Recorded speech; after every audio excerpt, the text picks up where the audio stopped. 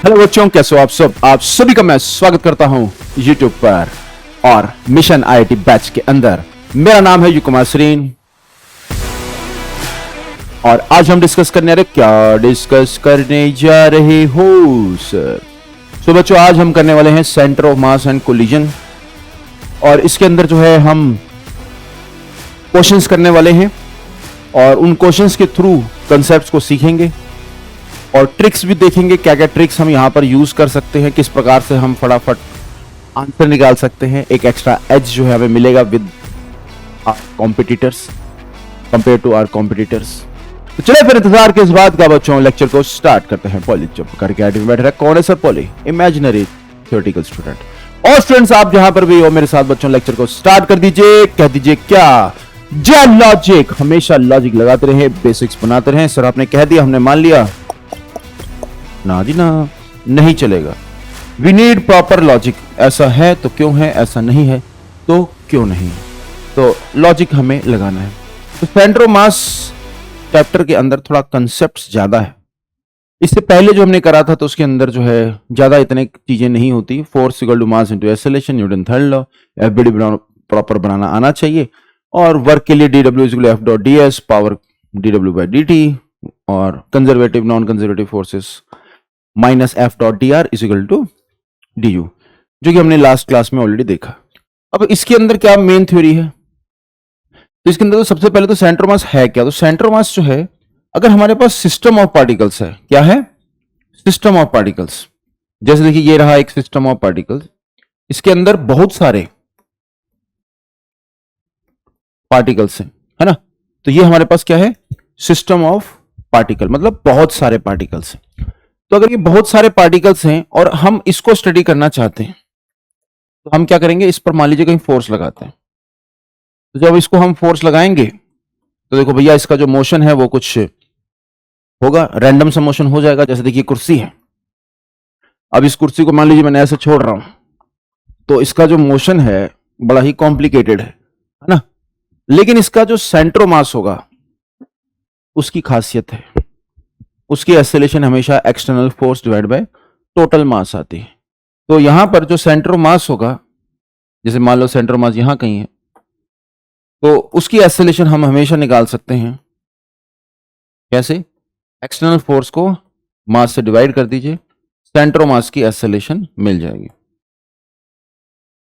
ठीक है, external force को मास से डिवाइड कर दीजिए, सेंटर मास की एक्सेलरेशन मिल जाएगी। और linear momentum of the system क्या होता है? लीनियर मोमेंटम ऑफ सिस्टम, तो लीनियर मोमेंटम ऑफ सिस्टम जो है वो हो जाएगा मास इनटू क्या? Velocity of centre of mass. तो mass multiplied by velocity of centre of mass is the linear momentum of the system. तो हम रिजल्ट देख रहे हैं। तो अगर इंपल्स जीरो है, जैसे लीनियर मोमेंटम कंजर्वेशन कब लगता है? इफ एक्सटर्नल इंपल्स, मतलब कोई फोर्स लग रही है, उसका जो इंपल्स है यानी कि एक्सटर्नल फोर्स इनटू टाइम, इसकी इंटीग्रेशन, इसे क्या कहते हैं? External impulse. तो क्या है थ्योरी? तो if external impulse is zero, अगर एक्सटर्नल इंपल्स जीरो होती है, then linear momentum,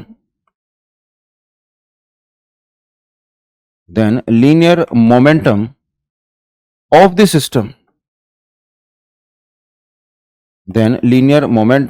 system, will be conserved। ठीक है, या फिर अगर एक्सटर्नल इंपल्स लग रही है तो उसके परपेंडिकुलर जो है आपको लीनियर मोमेंटम कंजर्व करना है। जैसे मान लीजिए एक्सटर्नल इंपल्स लग रही है ऐसे, तो यह है एक्सटर्नल इंपल्स। तो एक्सटर्नल इंपल्स जो लग रही है, ध्यान से सुनेंगे भाई, उस एक्सटर्नल इंपल्स के परपेंडिकुलर, क्या? परपेंडिकुलर, इस डायरेक्शन में आप लगा सकते हो क्या? Linear momentum conservation. तो एक्सटर्नल इंपल्स के परपेंडिकुलर लीनियर मोमेंटम कंजर्वेशन लग जाता है। ठीक है ना। जैसे मान लीजिए एग्जांपल लेते हैं कि अगर कोई हॉरिजॉन्टल इंपल्स लग रही है तो वर्टिकल में सिस्टम का लीनियर मोमेंटम कंजर्व किया जा सकता है।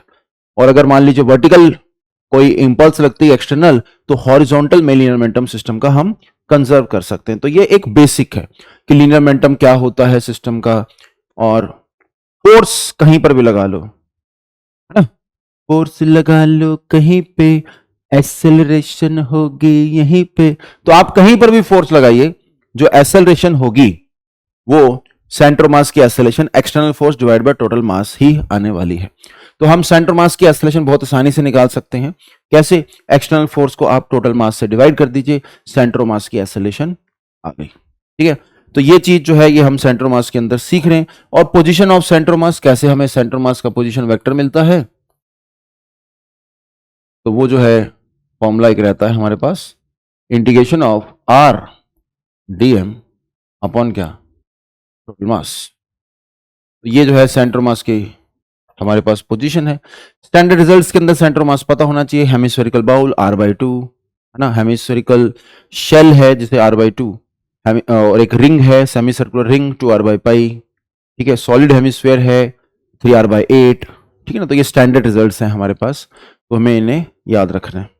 ओके, तो ये एक ओवरव्यू दिया है, बस एक ओवरव्यू है। थ्योरी जो है उसको टच किया गया है, कौन कौन सी मेन थ्योरी उसे बताया गया। चलिए अब आगे बढ़ते हैं, तो स्टार्ट करते हैं। चलो एक पीवाईक्यू से करते हैं स्टार्ट। 2003 का ये पीवाईक्यू क्या था, particle of mass m moving in a circular path of radius r with constant speed v2 is located at point 2r, 0 दिख रहा है। At t equal to 0, a man starts moving with velocity v1 along the positive y-axis from the origin at t equal to 0. Calculate the linear momentum of the particle with respect to the man as a function of time. तो देखिए यहां पर हमें linear momentum निकालने को बोला जा रहा है। किसका? पर्सन का नहीं, पार्टिकल का, लेकिन किसके रिस्पेक्ट में? पर्सन के रिस्पेक्ट में। तो हमें देखिए रिलेटिव वेलोसिटी ऑलरेडी निकाल रखी होती है। हमें पता है कि यार रिलेटिव वेलोसिटी जो होती है क्या होती है, तो रिलेटिव वेलोसिटी जो है वो हमें पता है, तो हम रिलेटिव लीनियर मोमेंटम भी बहुत आसानी से निकाल सकते हैं, है ना। तो देखिए यहां पर ये रहा पार्टिकल।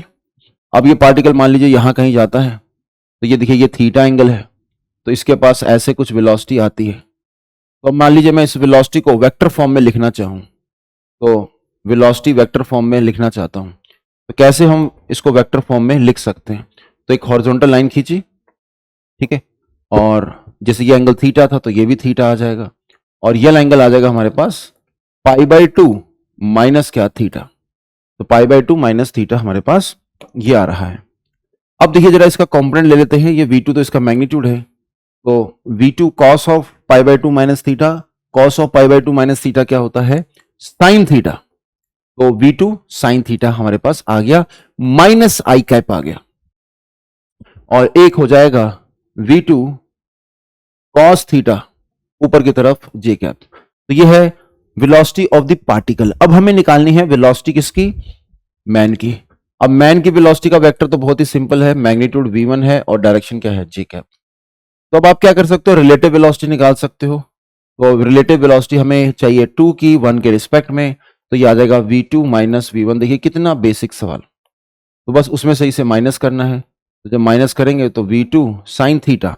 अब जो थीटा है, थीटा जो है उसको लिख सकते हो आप ओमेगा टी, और जो ओमेगा है उसको लिख सकते हो, जैसे v2 जो होगा वो हो जाएगा r ओमेगा। तो यहां से बच्चों थीटा क्या आ रहा है, ओमेगा की वैल्यू पता है, तो v2/r इंटू क्या कर दीजिए t। तो ये देखिए ये थीटा आ गया। तो इसके अंदर आपको थीटा भी पता है, क्या जी, थीटा भी पता है। तो v2 साइन थीटा, थीटा की वैल्यू क्या है बच्चों, v2t/r। ठीक है, और ये है हमारे पास माइनस आई कैप में। और अब देखिए क्या करना है, इसमें से ये वाला माइनस करना था, तो ये तो वैसे का वैसे ही रहेगा, और ये वाला जो है v2 cos of v2/r into T, sorry, minus क्या है v1, ये रहा j कैप। तो ये आ गया आपके पास रिलेटिव वेलोसिटी। अब रिलेटिव क्या पूछ रहा है, एंगुलर मोमेंटम। तो रिलेटिव एंगुलर मोमेंटम कैसे आएगा, जस्ट इसको मास से मल्टीप्लाई कर दीजिए। तो मास से हमने इसे जस्ट मल्टीप्लाई कर दिया, और v21 तो मैं निकाल चुका हूं, खत्म भैया, खत्म हो चुका है, आंसर आ चुका है। ठीक है ना। सो आंसर आ चुका है। तो ये है रिलेटिव हमारे पास, sorry linear momentum, this is relative linear momentum. तो आपने देखा कि क्वेश्चन पीवाईक्यू था, इस प्रकार का क्वेश्चन पूछा गया था। तो हम अब इसको जो है अलग अलग लेवल पे अगर हम सोचना चाहते हैं तो क्या क्या इसके अंदर चीजें हो सकती हैं। तो ऐसा कुछ हो सकता है कि इसके अंदर ये जो V2 है ना कांस्टेंट दे रखा था, अगर ये मान लीजिए इसकी जो टेंजेंशियल एक्सेलरेशन है वो कुछ दे रखी होती, उससे क्या होता है कि यहाँ पर ये तेज तेज भागने लग जाता, इसकी स्पीड मतलब बढ़ने लग जाती। तो कैसे करते? तो उस केस में जो थीटा है वो half alpha T square use करते, तो देयर इज सम अल्फा।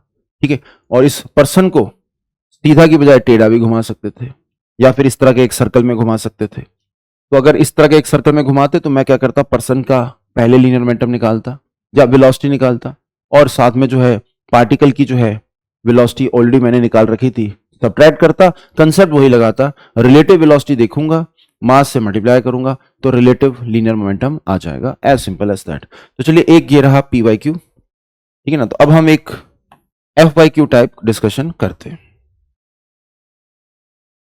ठीक है, तो थोड़ा सा दिमाग लगाना है यहां पर, गलती की देखिए कोई गुंजाइश नहीं है, गलती की कोई गुंजाइश नहीं है। देखिए इसका मास है कैपिटल एम,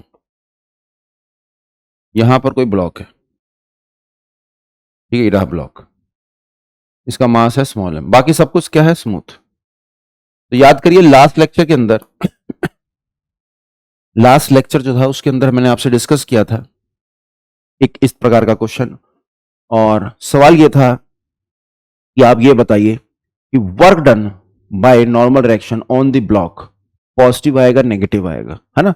तो उसका आंसर क्या था, work done by normal direction क्या आ रहा था, नेगेटिव आ रहा था। ठीक है, तो वो हमने डिस्कस किया था, मैंने कहा था कि इस तरह का क्वेश्चन हम सेंटर ऑफ मास में डिस्कस करेंगे। तो ये देखिए ये रहा क्वेश्चन, और इसकी अब देखिए हाइट दे दी,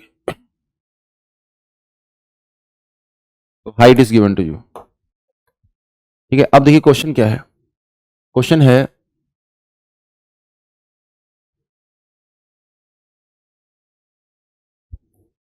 फाइंड, देखिए यहां पर अब कोई पोल नहीं है क्योंकि रिकॉर्डेड वीडियो है, तो आपको जो है खुद करना है, ठीक है ना। तो आंसर जो है मैच कराएंगे बट पोल नहीं है यहां पर। तो फाइंड वेलोसिटी ऑफ वेज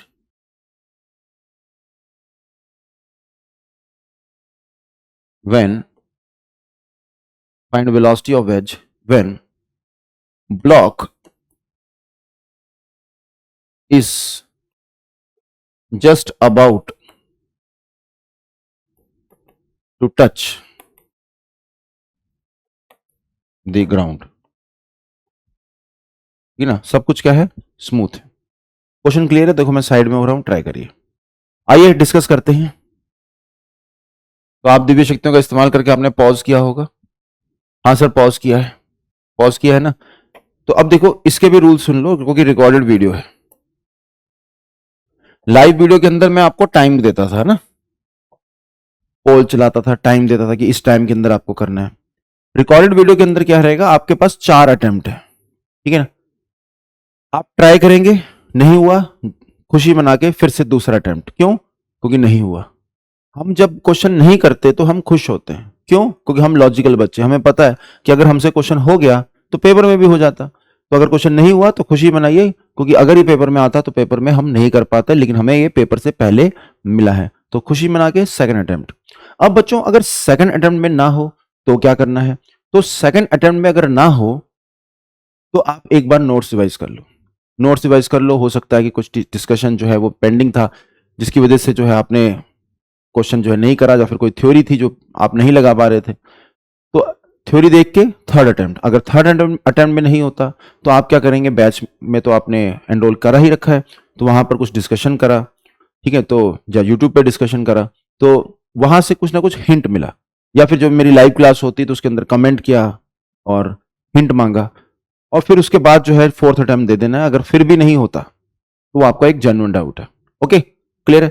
ये उन क्वेश्चंस की मैं बात कर रहा हूं जो होमवर्क है। अगर इस क्वेश्चन की बात करें तो इसके अंदर भी 4 अटेम्प्ट है, तो पहले अटेम्प्ट में नहीं हुआ, खुशी मनाइए, दूसरे अटेम्प्ट में नहीं हुआ, तो नोट्स रिवाइज करिए, फिर अटेम्प्ट दीजिए, तीसरा अटेम्प्ट, अगर तीसरे अटेम्प्ट में नहीं हुआ फिर आप क्या कर सकते हो, हल्का सा हिंट ले सकते हो। अब यहां पर कैसे हिंट ले सकते हैं, थोड़ा सा वीडियो को आगे करके, पूरा वीडियो नहीं देखना, और अगर लेकिन हिंट भी नहीं मिल पाया तो फिर आप क्या करेंगे, पूरा का पूरा वीडियो देखेंगे 4 अटेम्प्ट के बाद, ठीक है ना। तो मैंने आपको थ्योरी पूरी समझा दी है, तो किस प्रकार से क्वेश्चंस जो हैं रिकॉर्डेड वीडियो में करने होते हैं। How many attempts you need, 4। तो चलिए आइए डिस्कस करते हैं। तो सबसे पहले तो ये डब्बा जो है जब नीचे आएगा, है ना, तो ये देखिए जब नीचे आएगा तो इसके पास कुछ वेलोसिटी होगी, है ना, इसके पास कुछ वेलोसिटी होगी ऐसे, और जो वेज है उसके पास भी वेलोसिटी होगी ऐसे। अब जो ये वेलोसिटी है ये रिलेटिव वेलोसिटी है, कौन सी, ये वाली, ये देखिए ये थीटा एंगल पर रिलेटिव है, तो इसको नाम दे दो u रिलेटिव। क्यों सर, क्योंकि देखिए हम सिर्फ और सिर्फ इतना जानते हैं कि जो ये ब्लॉक है, ये m मास का जो ब्लॉक है जो कि h हाइट से गिर रहा था, है ना, तो अगर ये h हाइट से गिर रहा था तो इसका जो एंगल होगा वेलोसिटी का ग्राउंड के रिस्पेक्ट में वो थीटा नहीं होगा। ध्यान से सुन लीजिए, कंसेप्ट बना रहे हैं, जो ये ब्लॉक है इसकी वेलोसिटी का एंगल ग्राउंड से, इसकी वेलोसिटी का एंगल ग्राउंड से थीटा नहीं होगा, है ना। क्यों नहीं होगा, क्योंकि वो हमने देखा था कि वेज भी मूव कर रहा था, तो इसकी वजह से इसकी वेलोसिटी का एंगल अलग होगा। तो अब मैंने इसकी वेलोसिटी ये मान ली, तो velocity of small m with respect to ground कैसे निकलेगी, तो velocity of small m with respect to capital M लिख लीजिए, plus velocity of m with respect to ground लिख लीजिए, यही करेंगे। तो स्मॉल m की with respect to capital M, तो स्मॉल m की with respect to capital M है ऐसे, और कैपिटल M की ग्राउंड के रिस्पेक्ट में कैसे बच्चों, वो ऐसे कुछ है, ठीक है ना, तो इस प्रकार से। और एंगल की बात करें तो दिस इज थीटा, और ये है u रिलेटिव, और ये है हमारे पास, इसको बोल दो v, दिस इज v। तो हम ये कहेंगे कि यार ये है, इन दोनों का जो रिजल्टेंट आएगा वो है स्मॉल m की वेलोसिटी ग्राउंड के रिस्पेक्ट में। अब हम यहां पर देखिए कंसेप्ट कौन सा लगा सकते हैं, एक लगा सकते हैं LMC। LMC बोले तो लीनियर मोमेंटम कंजर्वेशन, तो हम लीनियर मोमेंटम कंजर्वेशन यहां पर लगा सकते हैं, ठीक है ना। तो आइए जब लीनियर मोमेंटम कंजर्वेशन लगाएंगे तो क्या लिखेंगे भाई, तो हम लीनियर मोमेंटम कंजर्वेशन में लिखेंगे स्मॉल m इंटू इसकी वेलोसिटी ग्राउंड के रिस्पेक्ट में u relative cos theta minus v। क्यों, क्योंकि इस वेलोसिटी का कंपोनेंट राइट साइड कितना आएगा, u relative cos theta minus v तो आएगा, क्योंकि ये वेक्टर इसमें से सब्ट्रैक्ट करो, अगर आप इन दोनों वेक्टर को सब्ट्रैक्ट करोगे तो राइट साइड क्या आने वाला है, u relative cos theta minus v। तो ये जो है इसकी मोमेंटम आ गई। अगर किसी को नहीं क्लियर है ना, हो सकता है कि किसी को ना क्लियर हो, तो आप जो है यहां पर देख लीजिए, इन दोनों को आप ऐड करिए,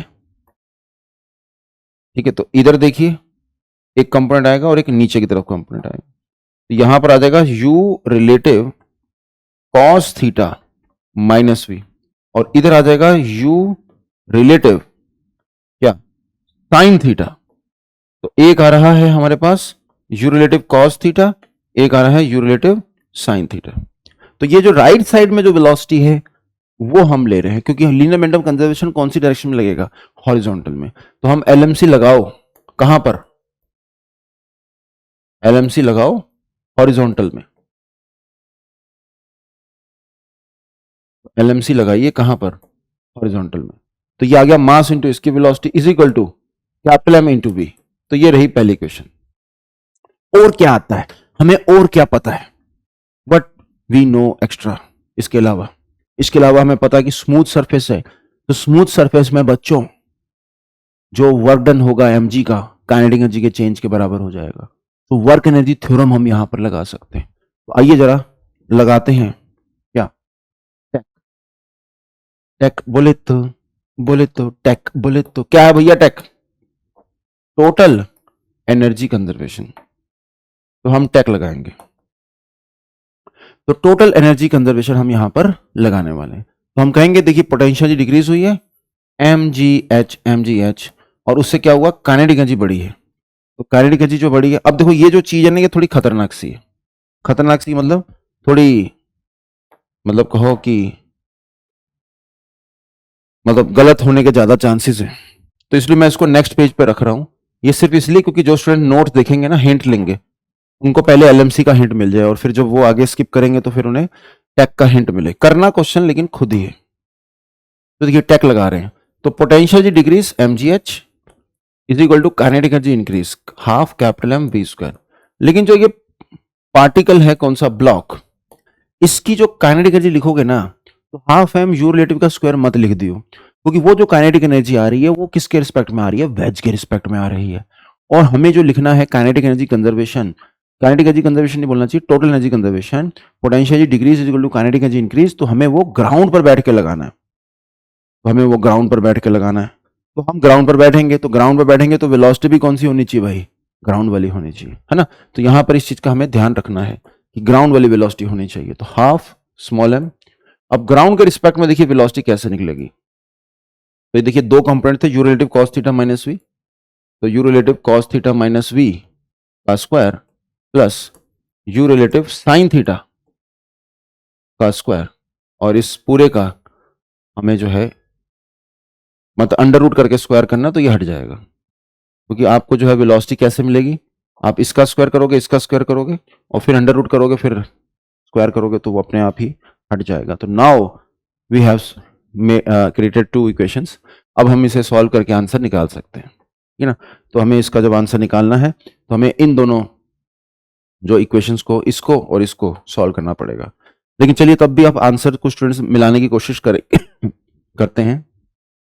चलिए सॉल्व करते हैं। 2 से मल्टीप्लाई कर दिया, 2mgh किसके बराबर है, capital M v square.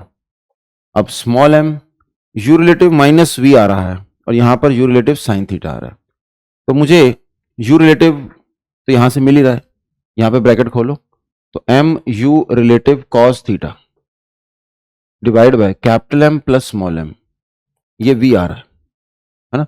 m u relative cos theta minus m u, इधर आ गया प्लस, तो यहां पर ये आ गया। तो एक प्रकार से मैं क्या कर सकता हूं, यहां पर इस इक्वेशन के अंदर U relative cos theta minus V, U relative cos theta minus V को capital M B by small m लिख देता हूं, है ना। तो देखिए यहां पर इसको मैं लिख देता हूं capital M B upon small M, इसका स्क्वायर, ठीक है ना। तो U relative cos theta minus V से मुझे एकदम से मुक्ति मिल गई capital M B by small M रख के। अब ये जो टर्म है इसके अंदर ये आएगा यू रिलेटिव साइन थीटा। अब यू रिलेटिव तो मेरे पास है ही है, तो एक साइन थीटा लगा देता हूं, तो आ जाएगा एम यू रिलेटिव, मुझे वैल्यू किसकी चाहिए, यू रिलेटिव साइन थीटा की, तो यू रिलेटिव यहां से निकाल लेता हूं ना। तो देखो यू रिलेटिव क्या आ रहा है, capital M plus small M into V upon क्या, एम और साथ में क्या, कॉस थीटा। तो यू रिलेटिव यहां पर आ रहा है capital M plus small M into V divide by क्या, एम कॉस थीटा। तो ये है यू रिलेटिव। अब ये वैल्यू वहां डाल रहा हूं, capital M plus small M V, देखो कैसे वैल्यू डाल रहा हूं, capital M plus small M, capital M plus small M into V upon क्या, एम कॉस थीटा। तो बच्चों ये मैंने यू रिलेटिव की वैल्यू डाली, फिर क्या है साइन थीटा, और इस पूरे का क्या है, स्क्वायर। तो इस प्रकार से सिचुएशन बन रही है। तो यहां पर मैंने U relative cos theta minus V की वैल्यू डाल दी, और नेक्स्ट वाले में जो है हमने यू रिलेटिव की वैल्यू डाल दी, यू रिलेटिव की वैल्यू यहां से निकाल ली, capital M plus small M into V upon M cos theta, तो upon M cos theta, capital M plus small M V upon M cos theta into sine theta. अब इस question में हमें वी स्क्वायर निकालना है ना। तो आइए वी स्क्वायर एकदम से निकालते हैं, 2mgh, वी स्क्वायर यहां पर डायरेक्ट कॉमन ले लेता हूं, कैपिटल एम आ गया प्लस ब्रैकेट खोलते हैं यहां पर, कैपिटल एम का स्क्वायर अपॉन स्मॉल एम आ गया, है ना। और एक यहां पर भी स्मॉल एम है, फिर से एक ब्रैकेट खुलती है, capital M plus small M का स्क्वायर, यहां पर tan स्क्वायर थीटा आ जाएगा, sine theta by cos theta, और एक नीचे m का स्क्वायर था, मतलब sine theta tan theta square था, एक m स्क्वायर था, तो नीचे एक m बच जाएगा। और इस तरीके से हम यहाँ पर एलसीएम भी ले सकते हैं m। तो अगर हम m एलसीएम लेते हैं तो एक स्मॉल m यहाँ पर भी आ जाएगा। अब बस आंसर निकाल लेते हैं। देखिए आंसर अब हमारी आंखों के सामने है, सिंप्लीफाइड वे में लिख देता हूं। तो वी स्क्वायर की वैल्यू क्या आ रही है, two M square G H two M square G H upon यहां पर इस सब का सम, और इसको भी थोड़ा सिंप्लीफाई कर सकते हैं। कैसे? Capital M plus small m common लिया जा सकता है, capital M plus small m, है ना। तो capital M plus small m common लिया, लेकिन वैसे भी इतना ज्यादा कोई सिंप्लीफाई ज्यादा हो नहीं रहा। कैपिटल एम कॉमन लूंगा तो capital M plus small m होगा, फिर capital M plus small m common लूंगा तो आ जाएगा m plus capital M plus m tan square theta. तो इसको थोड़ा लिख ही लेता हूं। तो ये आ रहा है M plus small M, capital M common लिया, और plus capital M plus small M का होल स्क्वायर, और साथ में आ रहा है tan स्क्वायर थीटा। तो ये आंसर बच्चों आ रहा है। This is what we are getting.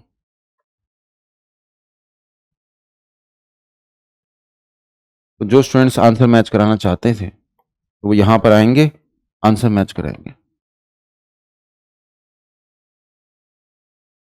ठीक है, capital M plus small m चाहो तो आप कॉमन ले सकते हो। This is what we are getting. ठीक है, 1 प्लस tan स्क्वायर थीटा जो है वो सीकेंड स्क्वायर थीटा होता है, तो उसको भी हम यूज कर सकते हैं।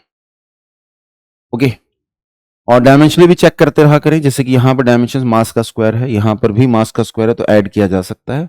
ऊपर मास का स्क्वायर कटेगा तो v is under root of 2gh इस टाइप से आ रहा है। तो ये हमारा क्वेश्चन हो गया। ठीक है, तो हमने ये क्वेश्चन कर लिया है, हमें ये पता चल गया है कि ऐसा कुछ होगा, तो इस प्रकार से हम करने वाले हैं। ठीक है, अच्छा, अब एक एफ वाई क्यू हमने करा है, और एक एफ वाई क्यू के बाद क्या आना चाहिए, एक पी वाई क्यू। ठीक है ना, तो एक एफ वाई क्यू हुआ, और अब हम एक पी वाई क्यू करते हैं। आगे आगे बढ़ते हैं भाई। तो एक पी वाई क्यू उठाते हैं भाई, कौन सा उठाएं? बहुत सारे हैं, तो एक कोई थोड़ा सा ऐसा जिसमें कुछ स्पेशल लग रहा हो, रिलेटिव मोशन लग रहा हो। तो ये देखिए, ये रिलेटिव मोशन इसके अंदर लग रहा है। Two small particles of equal masses start moving in opposite direction from a point A in a horizontal circular orbit. Their tangential velocities are v and 2v respectively. एक की v है, एक की 2v है, as shown in the figure. Between collisions, the particle moves with constant speed. Between collisions, particle. After how many elastic collision other than at A, these particles will again reach the point A. तो question की situation को हमें समझना है। कह रहा है कि टू पार्टिकल्स हैं, इक्वल मासेस के हैं, और वो मूव कर रहे हैं, ठीक है, ऑपोजिट डायरेक्शन में एक पॉइंट से हॉरिजॉन्टल सर्कुलर ऑर्बिट के अंदर। टेंजेंशियल वेलोसिटी क्या है, v and 2v respectively, as shown in the figure. Between the collisions the particle move with constant speed. तो ये भी देखिए कांस्टेंट स्पीड से मूव कर रहे हैं। तो क्या होगा कि ये देखिए, ये फास्ट मूव करेगा, ये स्लो, तो यहां कहीं पहला कोलिजन हो जाएगा। अब उसके बाद क्या कह रहा है, between the collision the particle moves with, हाँ ये तो समझ में आया। After how many elastic collisions other than at a, these two particles will again reach the point A? ये सवाल है। तो देखिए जरा, एक V से जा रहा है और एक 2V से जा रहा है, ठीक है ना। तो इलास्टिक कोलिजन है, मासेस भी क्या है, सेम। तो अगर इलास्टिक कोलिजन हो और मासेस भी सेम हो, टू पार्टिकल्स ऑफ इक्वल मास, ठीक है ना, और इलास्टिक कोलिजन हो रहा है, तो क्या होता है, masses same, elastic collision, velocities interchange. तो वेलोसिटीज इंटरचेंज होती है। तो अगर वेलोसिटीज इंटरचेंज होती है, तो जैसे मान लो पहला मतलब कोलिजन यहां कहीं हो रहा है, यहां कहीं हो रहा है, ये फास्ट मूव कर रहा है, तो ये ऐसे कुछ मूव करेगा, तो यहां कहीं पर आपस में कोलिजन करेंगे, तो वेलोसिटीज इंटरचेंज। तो ये देखिए, तो जब ये वाला देखिए यहां पर आएगा, जहां पर कोलिजन हो रहा है, तो व्हाट विल हैपन, देखिए वेलोसिटी जो है यहां पर, ये देखिए घूम के इधर आ गया यहां पर, और देखो इसकी वेलोसिटी इधर हो जाएगी ऐसे, और ये वाला घूम के किधर आ जाएगा, ये भी घूम के इधर आ जाएगा, तो इसकी वेलोसिटी किधर हो जाएगी, इधर। तो ये बिफोर कोलिजन है, लेकिन जैसी कोलिजन होगा इनके बीच में तो क्या होगा, वेलोसिटीज क्या हो जाएंगे बच्चों, इंटरचेंज, है ना। ये वाली वेलोसिटी इसके पास है, ये वाली वेलोसिटी इसके पास है, इस वाले के पास। तो वेलोसिटी जो है वो इंटरचेंज होने वाली है।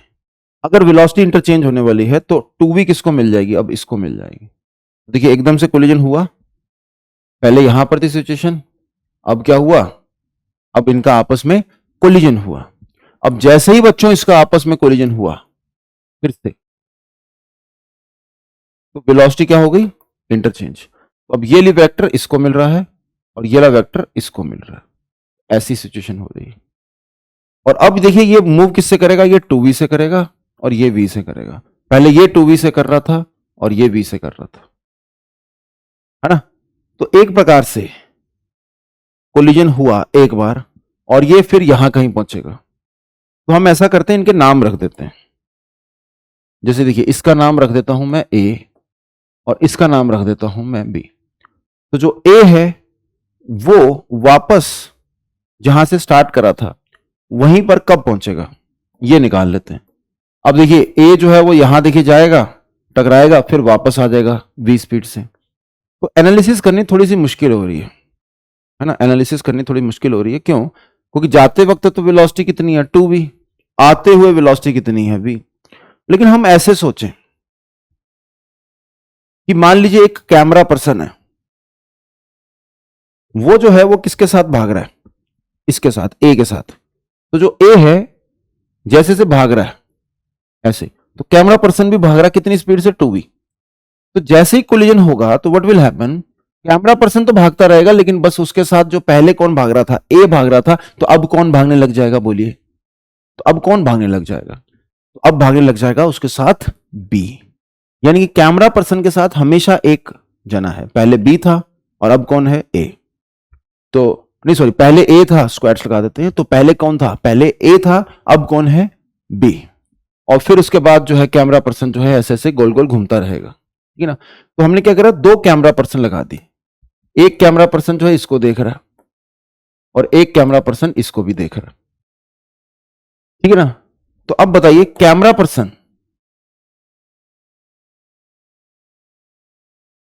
पर्सन will reach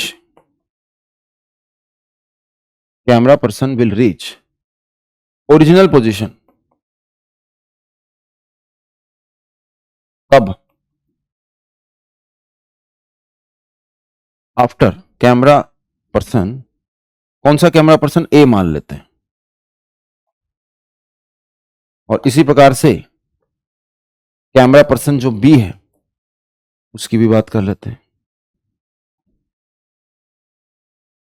तो camera person A will reach original position after how much time, और कैमरा पर्सन जो बी है वो अपनी ओरिजिनल पोजीशन पर कब आएगा। देखिए यहां पर टाइम होना चाहिए 2πr अपॉन क्या, 2πr घूम के, और कितनी स्पीड से भाग रहा है कैमरा पर्सन ए, 2v से। और इसको आप क्या कर दीजिए, n से मल्टीप्लाई कर दीजिए। n क्या है, इंटीजर, n से मैंने मल्टीप्लाई कर दिया, वो n दिख रहा है ना, वो देखिए n, n से मैंने मल्टीप्लाई कर दिया। और इसी प्रकार से यहां पर देखिए 2πr अपॉन v इंटू क्या, m। तो अब ये वो टाइम है जब दोनों कैमरा पर्सन वहां पर जहां पर वो स्टार्टिंग में थे वहीं पर पहुंचेंगे, ठीक है ना। अब देखिए क्वेश्चन जो है उसकी सिचुएशन को हमें समझ में आ गया। अब देखिए यहां पर after making how many elastic collision other than at A, जो ए पर हुआ है उसको छोड़ के, these two particles will again reach the point, मतलब कितने वो कोलिजन्स करने वाले हैं। After making how many elastic collision other than at A, these two particles will again reach the, कह लीजिए ओरिजिनल पोजीशन जहां से उन्होंने स्टार्ट किया था। तो अगर जहां से स्टार्ट किया था वहां का टाइम की बात करें, वहां पर जो टाइम होगा, जैसे ये देखिए यहां से स्टार्ट करा था इन्होंने, तो ये t इज इक्वल टू 0 है। अब मान लीजिए टाइम हो चुका है t, उस t टाइम पर कैमरा पर्सन a और कैमरा पर्सन b भी यहीं पर होंगे, क्योंकि a और b भी जो है वो यहीं पर है, और a और b कैमरा पर्सन भी यहीं पर होंगे क्योंकि दोनों यहां पर कोलिजन कर रहे हैं। तो t की वैल्यू आप क्या रख सकते हो, 2πr अपॉन क्या, 2v इंटू क्या, m, और यहां पर देखिए t की वैल्यू क्या रखोगे, वो सेम ही टाइम है, तो 2πr अपॉन क्या, v इंटू क्या, पहले वाले में क्या था, n था, तो पहले वाले के अंदर n डाल देते हैं भाई, और दूसरे वाले के अंदर m डाल देते हैं। तो ये सिचुएशन आ गई, जिसको हम वहां पर v काट के हम क्या लिख सकते हैं, n की वैल्यू 2m कर सकते हैं। तो इसके अंदर n की वैल्यू, अगर मान लीजिए हम n की वैल्यू डालते हैं 1 और m की वैल्यू 1, तो फिट नहीं बैठ रहा। मिनिमम से मिनिमम सोचो, मिनिमम से मिनिमम ये सोचें तो ऐसा कुछ बन रहा है, m की वैल्यू अगर 1 हो जाए और n की वैल्यू क्या हो जाए, 2, तो ये बैलेंस हो रहा है। तो इसका मतलब यहां पर हमें पता चल गया कि जो m है वो होना चाहिए कितना, 1, और जो ये होना चाहिए कौन सा, n, वो 2 होना चाहिए। इसका मतलब क्या है, इसका मतलब है कि जो कैमरा पर्सन ए होगा वो कितने चक्कर लगाएगा, 2, तो इसको 2 चक्कर लगाने पड़ेंगे, यानी कि ये ऐसे देखिए आएगा, यहां पर घूम के आएगा और फिर घूम के इधर आएगा, तो एक बार ऐसे चक्कर लगाया, फिर दूसरी बार चक्कर लगाया, ठीक है ना।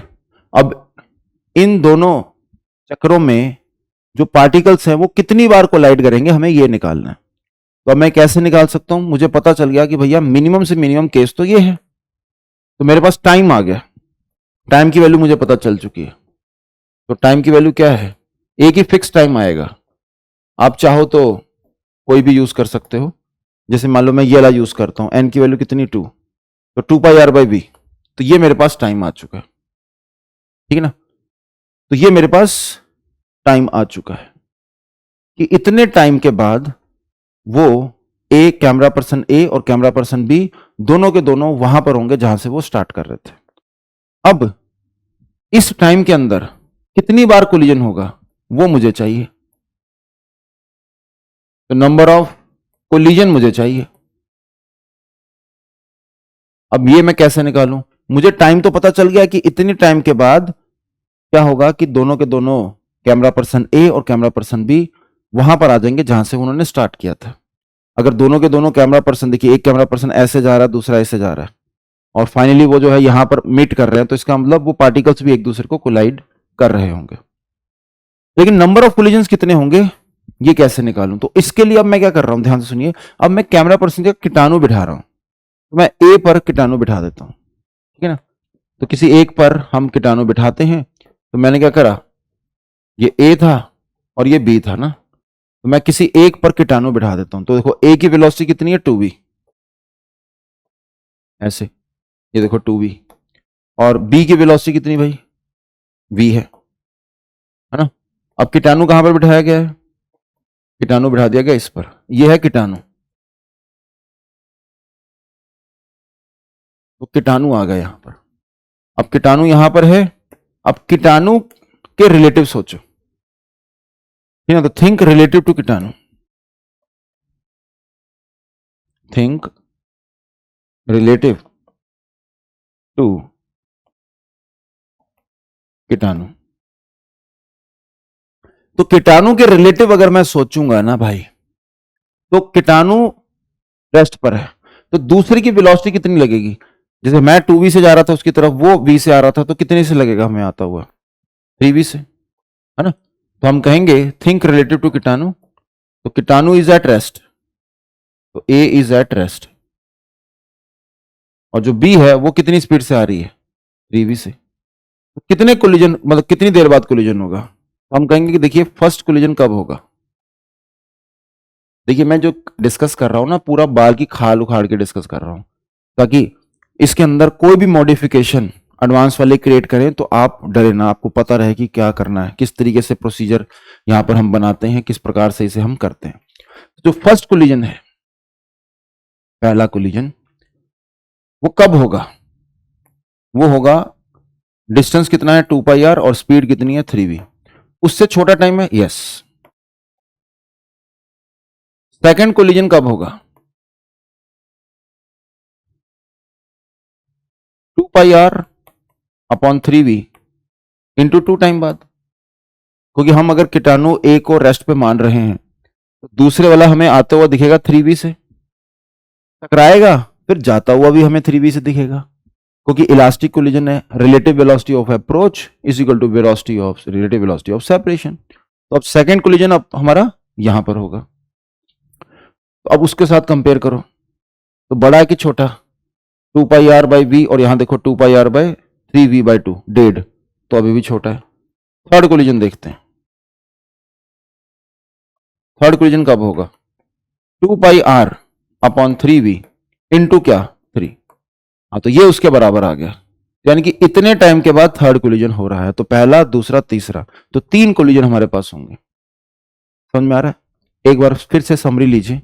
देखिए क्वेश्चन जो है स्टूडेंट्स ने पीवाईक्यू करा होगा, बट तरीका जो है ना प्रॉपर इसका करने का, वो जो है ना वो आपको क्लियर होना चाहिए। क्वेश्चन को मैं देखो कैसे कर रहा हूं, मैं कह रहा हूं कि आप ए पर बैठ जाओ कीटाणु बन के, तो बी को देखोगे तो कितने से आता दिखेगा 3v से। तो पहला कोलिजन कब होगा? 2 पाई आर बाई 3v। दूसरा कोलिजन क्या होगा? 2 pi r by 3v time बाद। तीसरा कोलिजन कब होगा? 2 pi r by 3v time बाद। तो पहला collision 2 pi r by 3v, दूसरा 2 pi r by 3v into 2, तीसरा 2 pi r by 3v into 3। ये तो पता है, लेकिन सर ऐसे तो हम नंबर ऑफ कोलिजन्स जो हैं वो फाइंड करते रहेंगे कि कितने हो रहे हैं, कितनी देर बाद हो रहे हैं। लेकिन हमसे पूछा जा रहा है कि जब वो ए और बी दोबारा से सबसे पहली बार पहुंच जाते हैं जहां से वो चले थे, तब तक कितने कोलिजन हुए हैं। तो मैंने क्या कहा कि चलो भाई सबसे पहले तो ये देखते हैं कि ए और बी दोनों के दोनों यहां पर कब कब होंगे। ए और बी जहां से चले थे वहां पर कब कब होंगे, तो ये मैंने फाइंड करा। तो ये मेरे पास कैमरामैन ए का जो है टाइम आ गया, कैमरामैन बी का टाइम आ गया, लेकिन दोनों के दोनों सेम टाइम पर यहां पर हैं, तो टाइम ये होना चाहिए, तो ये टाइम सेम होना चाहिए। अगर ये टाइम सेम है तो एन और एम में ये रिलेशन दोनों इंटीजर होने चाहिए। तो एक मिनिमम वैल्यू के लिए हम यहां पर एन को 2 डालेंगे और एम को 1 डालेंगे। हालांकि एन को 4 और एम को 2 भी डाला जा सकता है, वो मिनिमम नहीं होगा। वो फिर से अभी एक बार जो है स्टार्टिंग हुई तो दोनों के दोनों जहां से चले थे वहां पर पहुंचे, फिर उसके बाद फिर से ऐसा होगा कि दोनों के दोनों जो चले थे वो वहां पर जहां से चले थे वहीं पर वापस पहुंच गए। तो इसलिए मैं क्या कर रहा हूं, मैं मिनिमम वाला केस निकाल रहा हूं। तो इसलिए मिनिमम वैल्यू क्या आ रही है? एम की वैल्यू 1, एन की वैल्यू 2। तो मुझे वो टाइम पता चल गया, वो मैंने टाइम निकाल लिया। अब ये time 2 pi r by b कैसे आया? बस इसके अंदर एन की वैल्यू डाल दी, या फिर इधर एम की वैल्यू, इधर एम की वैल्यू डाल लो, देखो 2 पाई आर बाई बी, यहां एन की वैल्यू डाल लो 2 pi r by B, time तो सेम है। अब ये मेरे को पता चल गया कि इतने टाइम पर वो दोबारा के दोबारा ए और बी कहां पर पहुंच रहे हैं। इस टाइम पर क्या हो रहा है? ये टाइम खास टाइम है। इस खास टाइम पर क्या हो रहा है? At this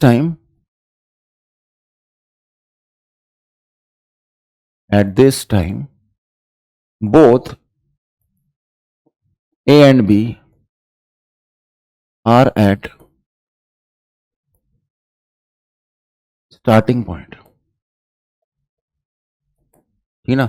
eight this time both A and B are at starting point, और ये टाइम वो है। अब मैंने कहा कि चलो नंबर ऑफ कोलिजन्स निकालने, तो मैंने क्या करा, पहला कोलिजन देखा कब है, तो वो आ रहा था 2 पाई आर बाई 3v, इससे छोटा टाइम। दूसरा कोलिजन देखा इससे छोटा, तीसरा कोलिजन इसके बराबर, तो 3 विल बी द आंसर। तो 3 कोलिजन जो है वो यहां पर होने वाले हैं। So correct answer is this 3। तो मैं यहां पर नोट्स में मेंशन नहीं करता, यहां पर मेंशन कर देता हूं कि आंसर जो है वो हमारे पास 3 आ रहा है।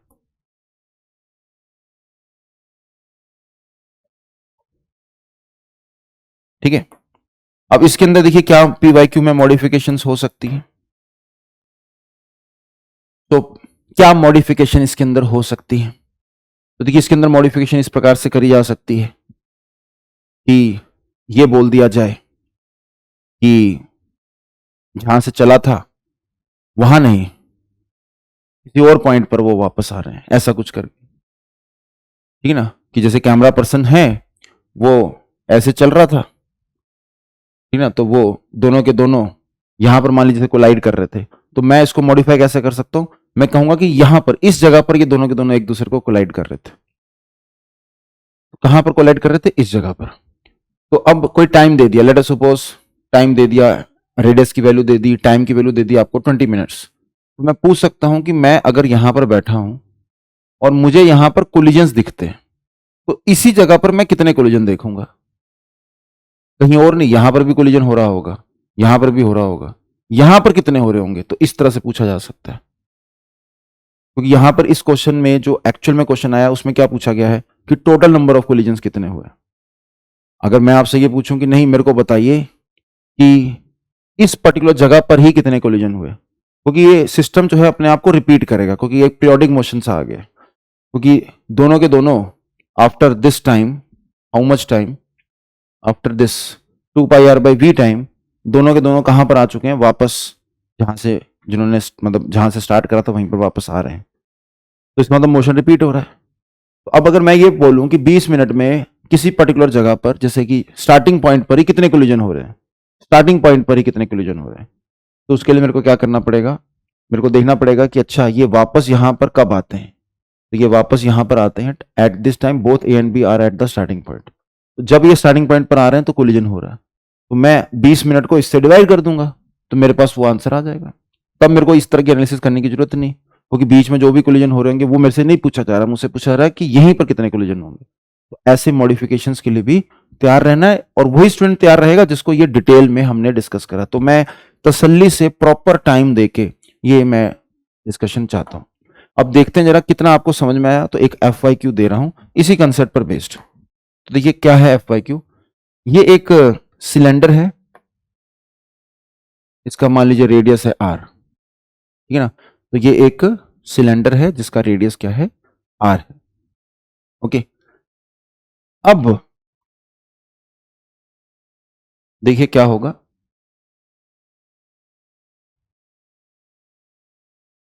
ये एक ना मतलब ऐसे सोचो कि टॉप व्यू है, हेलीकॉप्टर व्यू, ठीक है ना, हेलीकॉप्टर व्यू। मतलब हम ऊपर से देख रहे हैं। कहां से देख रहे हैं सर? ऊपर से, हेलीकॉप्टर से। तो एक मतलब कुआं है।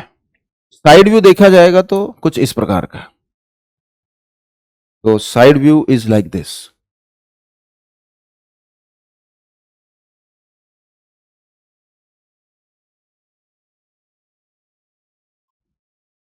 तो side view is like this,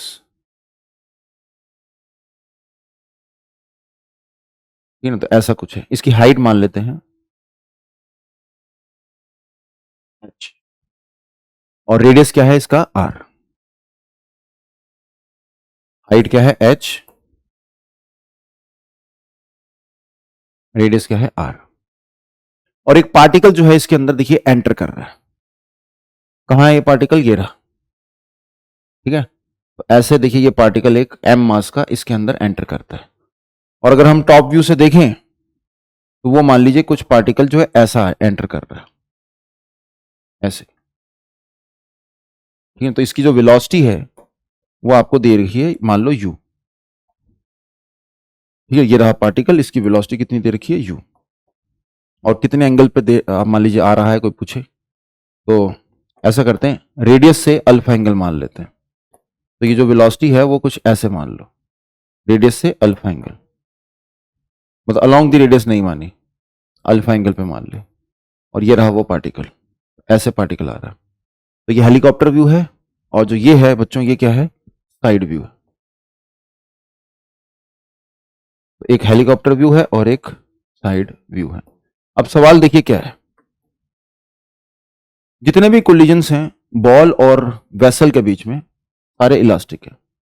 all collisions of ball and cylinder are क्या? इलास्टिक। फाइंड कंडीशन ऑन क्या? Capital R, u, alpha, h and acceleration due to gravity, so that particle comes out comes out from the vessel, तो ये vessel से जो है बाहर आ जाए. So all collisions of ball and cylinder are elastic. Find condition on R, U, alpha, H and G so that particle comes out from the vessel. ठीक है, तो मैं साइड में हो रहा हूं, आइए जरा डिस्कस करते हैं. तो इसको मैं कॉपी कर लेता हूं और आइए जरा डिस्कशन करते हैं.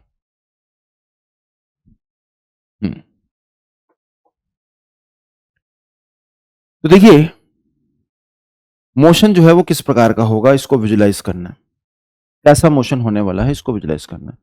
तो देखिए, ये अब नीचे गिरेगा, तो हेलीकॉप्टर व्यू देखेंगे तो it will be like this, ऐसे.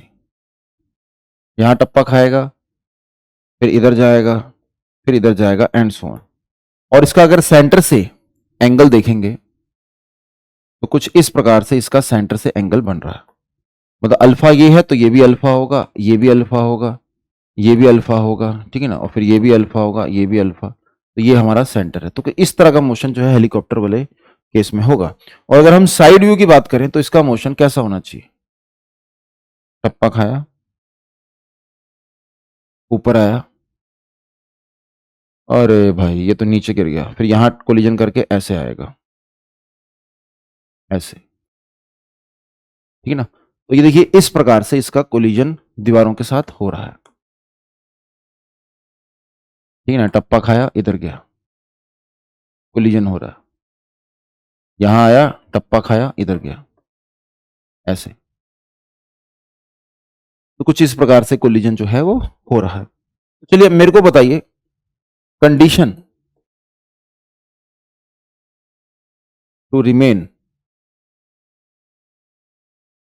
या कंडीशन ऑन टाइम कर देता हूं, कंडीशन ऑन टाइम, मतलब टाइम कितना हो, सो that particle is at top most point. तो टॉप मोस्ट पॉइंट पर होने के लिए क्या कंडीशन है टाइम की, जिस तरह से पिछला क्वेश्चन था वैसे ही करते हैं. और इसको भी भैया 4 अटेम्प्ट देने हैं, और फिर हिंट लेने के बाद नहीं होता तो फिर आप डिस्कस कर सकते हैं मेरे साथ, यानी कि वीडियो देख के. तो condition on time so that particle is at top most point, तो ये कैसे निकालेंगे. तो भैया जब ये ऐसे गिरेगा, ये तो जी तो नीचे की तरफ है, तो इसकी वेलोसिटी हॉरिजॉन्टल है u, लेकिन नीचे की तरफ कितनी है, 0. तो नीचे की तरफ तो है नहीं, तो under root of 2h/g time लगेगा नीचे जाने का, under root of 2h/g time लगेगा ऊपर आने का. तो 2 into under root of 2h/g का आप n कर दो, ये होना चाहिए टाइम. फिर n की वैल्यू 1 2 3 एंड सो ऑन. तो ये होना चाहिए भैया टाइम. तो this is condition on time so that particle is at the top most point. बोलो क्लियर है. सो टॉप मोस्ट पॉइंट पर बच्चों रहने के लिए, टॉप मोस्ट पॉइंट पर रहने के लिए अगर ये कंडीशन है, मतलब टाइम की वैल्यू अगर इतनी है, तो पार्टिकल जो है टॉप मोस्ट पॉइंट पर होगा. टॉप मोस्ट पॉइंट का मतलब ये नहीं है कि वो कॉर्नर पर होगा. टॉप मोस्ट पॉइंट मतलब जैसे ये और ये दोनों क्या है, टॉप मोस्ट पॉइंट है. तो दीवार से सर कोलिजन होगा, अरे भैया दीवार से जो कोलिजन होगा यहां पर, उससे वर्टिकल मोशन को कोई फर्क नहीं पड़ने वाला. जो वर्टिकल मोशन है उस पर कोई असर नहीं पड़ने वाला. जो असर पड़ेगा वर्टिकल मोशन को वो सिर्फ और सिर्फ कब पड़ता है, ग्राउंड से पड़ता है. और लेकिन ग्राउंड से क्या, इलास्टिक कोलिजन है, तो जितनी वेलोसिटी से आ रहा था उतनी वेलोसिटी से जा रहा, तो under root of 2h/g time, नीचे आने का टाइम है तो ऊपर आने का टाइम भी अंडर रूट ऑफ 2h/g ही होगा. ठीक है, चलिए अब देखते हैं जरा condition on time.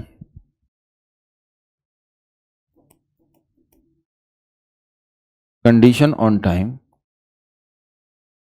so that particle is at,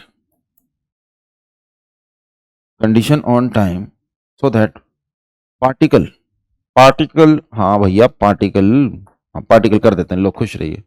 so that particle is at corner,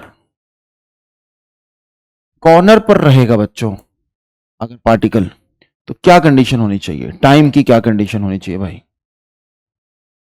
तो condition on time so that particle is at top most point, particle top most point पर रहे, क्या कंडीशन होनी चाहिए उसकी? देखिए, तो condition on time so that particle is at corner. देखो ये डिस्टेंस कितना है, इस पर एक परपेंडिकुलर डालते हैं, ये देखिए ये r है, तो r cos फाई, तो ये कितना आ जाएगा बच्चों, 2r cos अल्फा। तो यहां तक कॉर्नर पे आने के लिए, कॉर्नर का मतलब बच्चों ये नहीं है कि टॉप मोस्ट कॉर्नर, कोई भी कॉर्नर पर, जैसे देखिए यहां पर ये कॉर्नर पे पहुंचा है, तो यहां पर अगर ये कॉर्नर पे पहुंचा है, तो कॉर्नर पर पहुंचने के लिए टाइम की क्या कंडीशन है? क्योंकि अगर हम हेलीकॉप्टर व्यू से देखेंगे ना, तो हमें मोशन जो दिखने वाला वो ऐसे, ये वाला मोशन तो दिखेगा ही नहीं। कोई पार्टिकल आएगा, यहाँ डब्बा जमीन पे मान लो टप्पा खाएगा, ऐसे ऊपर आएगा, फिर जमीन पे टप्पा खाया, ऊपर आएगा, फिर यहां पर स्ट्राइक करेगा कॉर्नर पर। तो कॉर्नर पर स्ट्राइक करेगा तो टाइम क्या होना चाहिए? टाइम होना चाहिए इंटीग्रल मल्टीपल ऑफ डिस्टेंस कितना बच्चों, 2r cos अल्फा, और कितनी स्पीड से जा रहा है, u से, तो 2r cos alpha by u। तो अगर m की वैल्यू मैं 1 डालूंगा, 2 डालूंगा, 3 डालूंगा, तो ये हमें कॉर्नर पे मिलता हुआ दिख रहा है। जैसे कि इस डायग्राम के अंदर देखिए, यहां पर आया, टप्पा खाया, कॉर्नर पे पहुंचा नहीं, यहां पर पहुंचा, तो ये क्या है, n की वैल्यू 1 है, m की वैल्यू यहां पर 1 है। फिर देखिए यहां गया, और फिर मान लो यहां स्ट्राइक करता है, तो यहां पर m की वैल्यू 2 हो जाएगी। तो इस प्रकार से हमने दोनों की दोनों कंडीशन निकाल ली। अब कंसंट्रेशन लेवल हाई करो, ठीक है। जिंदगी जो है 60 साल की, उसके बाद बीमारी, 20 साल सोना है, उसके बाद स्कूल कॉलेज जॉब वगैरह में लगेंगे आपके 30 साल, क्योंकि रोज के 10-12 घंटे उसमें जाएंगे, और फिर उसके बाद खाना पीना नहाना, उसमें आपके कुछ 5-6 साल चले जाएंगे। अल्टीमेटली 1 साल 2 साल ही बचने वाला है। तो कंक्लूजन बच्चों यही है कि जो भी पढ़ेंगे इंटरेस्टिंग वे में पढ़ेंगे, ठीक है ना। मतलब कहने का मतलब ये जर्नी को एंजॉय करेंगे, तो you have to enjoy this journey, इसको विजुलाइज करें। मजा तब आएगा जब आपके दिमाग में ये फोटो चल रही होगी, जब वीडियो चल रही होगी, मजा तब आएगा। तो you have to enjoy the journey. ये मत सोचो कि मेरा आईआईटी में होगा तो मैं खुश होऊंगा, मेरी जॉब लगेगी तो मैं खुश होऊंगा ना। आप जब आईआईटी की तैयारी कर रहे हो तो उसको एंजॉय करते हुए, क्योंकि हम अपने अंदर इंप्रूवमेंट लेके आ रहे हैं, हमें मतलब अपने इंप्रूवमेंट से हमें इंप्रूव करना है। ओके, तो अब ध्यान से सुनो मैं क्या कह रहा हूं कि पार्टिकल बाहर निकल जाए की कंडीशन क्या होनी चाहिए। जब पार्टिकल उस कुएं से बाहर निकल रहा होगा, तो उस केस में पार्टिकल को कॉर्नर पर होना है, उस केस में पार्टिकल को कॉर्नर पर होना है, और साथ में टॉप मोस्ट पॉइंट पर होना है, ठीक है ना। तो पार्टिकल बाहर कब आएगा, पार्टिकल बाहर कब आएगा, बताइए। तो पार्टिकल बाहर कब आएगा, तो हम बोलेंगे पार्टिकल बाहर कब आएगा,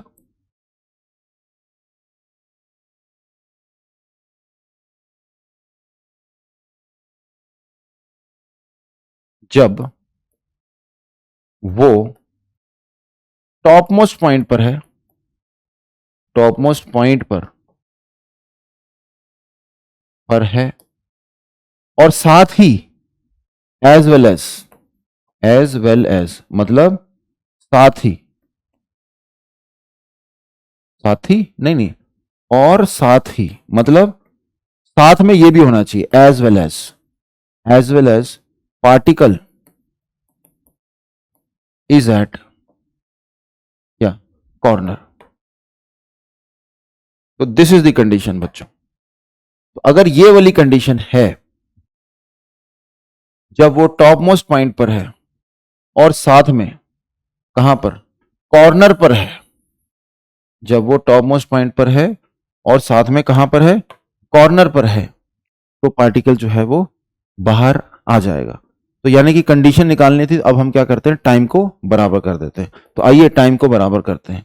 तो कॉर्नर पर जाने के लिए टाइम की कंडीशन क्या थी, 2r cos alpha upon u। तो इससे पार्टिकल कॉर्नर पर होता था, और यही टाइम टॉप मोस्ट पॉइंट पर अगर होता, under root of 2h by g into twice n, ये होना चाहिए था टाइम। तो आंसर हमारे पास कहां पर आ गया, ये रहा आंसर बच्चों। आंसर इज कि इन दोनों को बराबर कर दो, यानी कि 2r, 2 भी कटेगा वैसे, तो r cos alpha upon u into m should be equal to under root of 2h by g into क्या n। तो दिस इज द कंडीशन। तो ये हमारा आंसर। तो पूछे आंसर कहाँ है, तो ये रहा बच्चों आंसर। तो दिस इज द आंसर, और इस आंसर को हमें अच्छी तरीके से देखना है कि भाई इसके अंदर m और n क्या है। तो ये दोनों के दोनों क्या है, इंटीजर्स हैं, पॉजिटिव इंटीजर। अगर मान लीजिए केस ऐसा हो जाए कि एक टप्पा खा के बाहर निकले, तो जमीन पर आया, एक टप्पा खा के बाहर निकल गया, तो यानी कि n की वैल्यू 1 है, m की वैल्यू भी 1 है। अब इसमें कंडीशंस देखो, कॉम्प्रिहेंशन इस तरह का बनाया जा सकता है, बोला जा सकता है कि बताइए टाइम कितना हो कि ताकि पार्टिकल जो है 5 टप्पे खा के बाहर निकले, या फिर ऐसे मतलब साइड जो कॉर्नर वाली दीवार है, मतलब जो सिलेंडर का जो सरफेस होता है वहां से ये 3 बार का स्ट्राइक करे, तो एक बार यहां स्ट्राइक करा, दूसरी बार यहां, और तीसरी बार यहां, और अब जो है तीसरी वाले स्ट्राइक में ये बाहर आ जाए, तो कंडीशन जो है वो ये हो जाएगी कि यहां पहुंचे, यानी कि m की वैल्यू 1 2 3, m की वैल्यू 3, मतलब 2 स्ट्राइक के बाद तीसरी वाली में बाहर आ जाए, तीसरी वाली में बाहर आ जाए कि कंडीशन जो है वो अगर आपसे पूछी जाए, तो आप क्या करना, इसकी m की वैल्यू क्या डाल देना, m की वैल्यू डाल देना कितनी 3, और यहां पर n की वैल्यू जो है, अब वो अगर मान लो कुछ मेंशन नहीं करा तो कुछ भी हो सकती है। अगर वो मेंशन कर रहा है कि ये तीसरी बारी में निकले लेकिन पहले 50 बार जमीन को टच करे, तो जमीन को एक बार टच करने के लिए टाइम ये होता है, तो इसको आप 50 डाल दो, तो 50 बार वो जमीन को टच करेगा, और 50वें बार टच करने के बाद जब वो ऊपर आएगा तो कॉर्नर पर होगा, और फिर वहां से वो निकल जाएगा। ठीक है ना, तो इस तरह से हम इसके अंदर डिस्कशन कर सकते हैं। तो हो गया ये। अब हम पीवाईक्यू करने जा रहे हैं, तो आइए एक पीवाईक्यू। तो चलिए ये एक पीवाईक्यू 2017 में आया था, ठीक है ना, तो 2017 का एक पीवाईक्यू एक एफवाईक्यू करिए बैलेंस्ड। क्या कह रहा है, block of mass m has a circular cut, ठीक है, with frictionless surface as shown in the diagram. The block rests on the horizontal frictionless surface on a fixed table. ठीक है, तो block rest on a horizontal frictionless surface of a fixed table. ठीक है, initially the right edge of the block is at x equal to 0. ठीक है sir, ये x equal to 0 पे है, in a coordinate system fixed to the table. A point mass m is released from rest at the topmost point of the patch as shown, and it slides down. When the mass loses contact with the block, its position is x. ठीक है, मतलब मास जो है contact loose करता है, तो block की जो पोजीशन है, when the mass loses contact with the block, तो मास की जो पोजीशन है वो x है, and velocity v. At this instant, which of the following option are correct? तो ऑप्शन देखने पड़ेंगे, तो ऑप्शन जो है मैं यहां पर इसके ले आता हूं।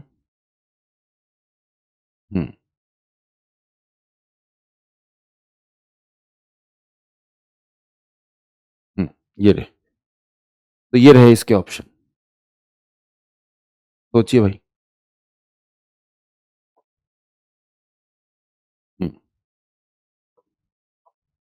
Here the x component of the displacement of the center of mass of the block is this, the position of the point is this, velocity of the point mass is this, the velocity of the block is m. तो देखिए question जो है वो clear होना चाहिए, question आपको समझ में आना चाहिए, अगर नहीं समझ में आया तो दोबारा से हम पढ़ सकते हैं। ये x इक्वल टू 0 जो है ना वो ये वाला पार्ट है, और ये एक आर्क है, तो जब नीचे आएगा तो पोटेंशियल डिक्रीज हुई कितनी mgr, और एक एनर्जी कंजर्वेशन लगाना है, क्वेश्चन खत्म है। ठीक है, तो उससे हमें वेलोसिटी वगैरह भी मिल जाएगी, पोजीशन वगैरह भी मिल जाएगी। तो देखो when a block of mass capital M, ये कैपिटल M है, has a circular cut with a frictionless surface, ठीक है, the block rest on a horizontal frictionless surface of a fixed table, ये फिक्स्ड टेबल है, याद रखिए fix है। Initially the right edge of that block is at x equal to 0 in a coordinate system fixed to the table, यानी कि ये table के साथ ये फिक्स है। A point mass m is released from rest on the topmost point of the path as of the patch. जब path as shown, चलो path है ठीक है, and it slides on. When the mass loses contact with the block, its position is x and velocity is v at this instant. ठीक है, तो आइए जरा क्वेश्चन को देखते हैं, तो इनमें से कौन सा सही है। तो देखिए, सबसे पहले तो सिचुएशन जो है वो बना लेते हैं। जो पहला क्वेश्चन हमने करा ना वैसा ही लगभग, बल्कि थोड़ा ये इजी है, हमने थोड़ा मुश्किल सा करा था, ऐसा कुछ केस है। ठीक है, देखिए ग्राउंड जो है ये फ्रिक्शनलेस है, दिस ग्राउंड इज फ्रिक्शनलेस। इसका मास देखिए कैपिटल एम है। यहां से क्या करें, एक डिब्बा ले लीजिए और इस डिब्बे को छोड़ दीजिए, मास है एम, इसको छोड़ दीजिए। और रेफरेंस फ्रेम कहां पर है, reference frame is here.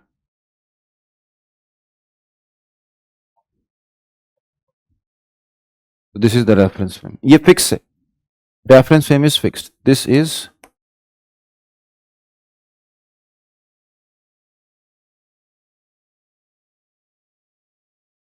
Fixed,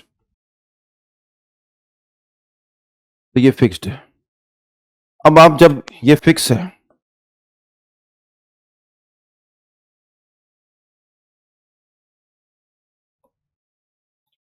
तो क्या होगा, जब ये नीचे आएगा तो ये इधर जाएगा, है ना, तो ये नीचे आएगा तो ये इधर जाएगा। ऑप्शन पढ़ो, ऑप्शन क्या कह रहा है, the x component of displacement of the centre mass of the block M is, देखिए सेंटर मास जो है वो सिस्टम का तो वहीं का वहीं रहेगा, ठीक है ना, तो हम कहेंगे कि centre mass is not moving, तो कैपिटल एम जो है वो इधर मान लीजिए कुछ आता है एक्स, ठीक ना, तो ये जो ब्लॉक है ये राइट साइड कितना जा रहा है, आर जा रहा है, तो सेंटर मास अगर मूव नहीं कर रहा तो वो हम यहां पर कंसेप्ट लगा सकते हैं क्या, कि centre mass is not moving, तो पहले वाला मास कैपिटल एम इंटू जितना वो मूव कर रहा है एक्स इज इक्वल टू दूसरा मास इंटू जितना वो मूव कर रहा है राइट साइड, सॉरी, तो ये राइट साइड कितना मूव करेगा, आर माइनस एक्स, ठीक है, क्योंकि हम ग्राउंड के रिस्पेक्ट में देख रहे हैं, तो इसके रिस्पेक्ट में ये आर जा रहा है, लेकिन ये वेज इधर लेफ्ट साइड जा रहा है, तो ग्राउंड के रिस्पेक्ट में ये कितना राइट साइड चला गया, आर माइनस एक्स, तो ये इक्वेशन बन गई। तो मैं अब यहां पर एक्स निकाल सकता हूं, तो ये आ रहा है m r upon capital M plus small m, तो ये जो है ये क्या आ रही है, ये डिस्प्लेसमेंट आ रही है किसकी, इसकी वेज की।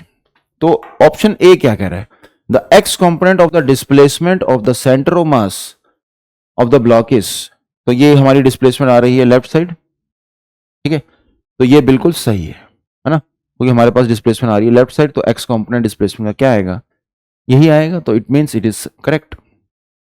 The position of the point mass is x equal to this, अब पॉइंट मास जो है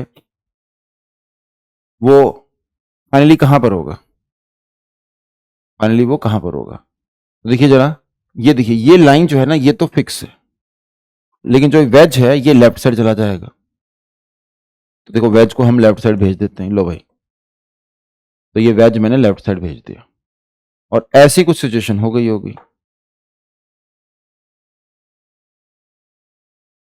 ठीक है, तो ये जो स्मॉल एम है वो अल्टीमेटली कहां पाया जाएगा, यहां कहीं पाया जाएगा स्मॉल एम, तो इसकी डिस्प्लेसमेंट कितनी हुई है एक्स, तो यानी कि यही होनी चाहिए, लेकिन दी क्या हुई है, root two m r by capital M plus m, तो ये तो नहीं सही, क्यों, क्योंकि यहां पर रेफरेंस फ्रेम है, तो उसका एक्स कोऑर्डिनेट की अगर हम बात करें तो वो उतना ही होना चाहिए जितना कि वेज मूव करा, तो 2017 का ये क्वेश्चन था, तो इसके अंदर हमें पता चल गया कि ये सही नहीं है।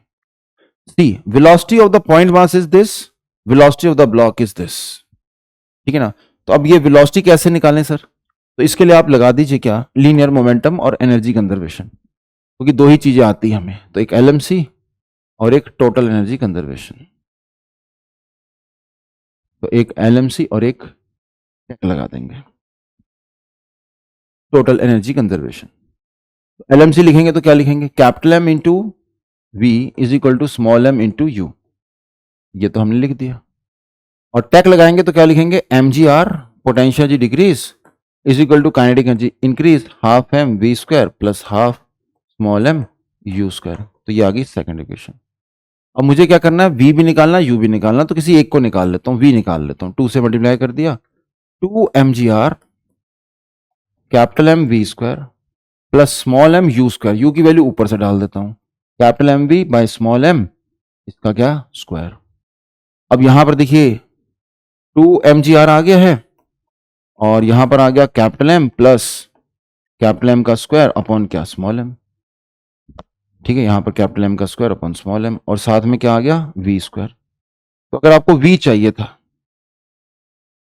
तो यहां पर आप v निकाल सकते हो। कैसे, ये एलसीएम ले लो, तो 2m square g r upon capital M common ले लेता हूं, capital M plus small m, ये आ जाएगा और इसका रूट। तो ये मेरे पास वेलोसिटी आ रही है ना, तो this is what we are getting. और ऑप्शन देखते हैं, तो velocity of the point mass यानी कि u की बात कर रहा है, तो u मेरे पास कैसे निकलेगा भाई, u की वैल्यू ये होगी, u की वैल्यू होगी capital M by small m into we.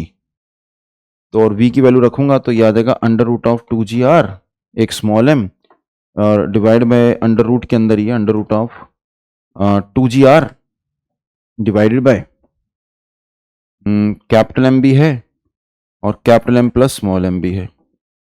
और ये जो देखिए जो m स्क्वायर था ये बाहर ले लिए तो वो कट जाएगा, तो ये आंसर आना चाहिए। और थोड़ा सिंप्लीफाई कर लीजिए तो फर्दर सिंप्लीफिकेशन पर ये आ जाना चाहिए, अंडर रूट के अंदर 2gm स्क्वायर यानी कि mr upon capital M plus क्या, स्मॉल m, तो ये आ जाना चाहिए। ये आ जाएगा हमारे पास u की वैल्यू।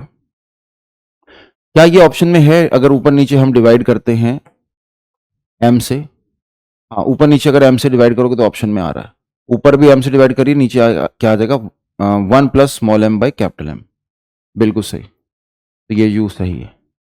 और अगर v निकालना है तो भैया ये गलत हो गया क्योंकि यहां पर ये u होना चाहिए था, mu अपॉन कैपिटल M। तो आंसर हमारे पास a है और हमारे पास c है, तो a और c दोनों आंसर आ रहे हैं। तो ये रहा हमारे पास एक पी वाई क्यू। आपने देखा कि पी वाई क्यू जो था हुआ कैसे, एक LMC और एक टेक की इक्वेशन से, बेसिक से। ओके, तो बेसिक से करा, तो चलिए अब हो जाए एफ वाई क्यू,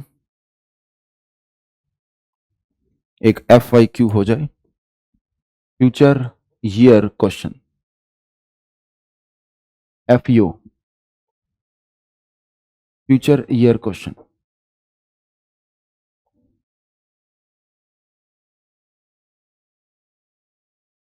तो क्या है एफ वाई क्यू, तो देखिए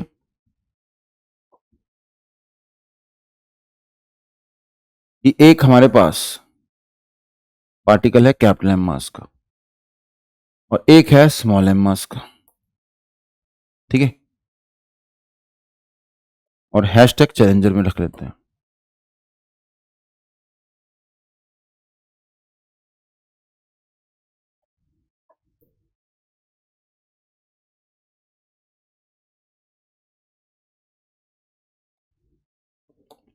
तो कैपिटल M को हमने क्या करा, स्मॉल m की तरफ फेंका u स्पीड से, ठीक है, तो ऐसे हमने u स्पीड से फेंका। क्वेश्चन क्या है,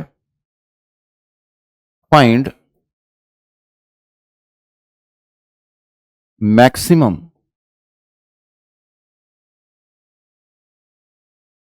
डेविएशन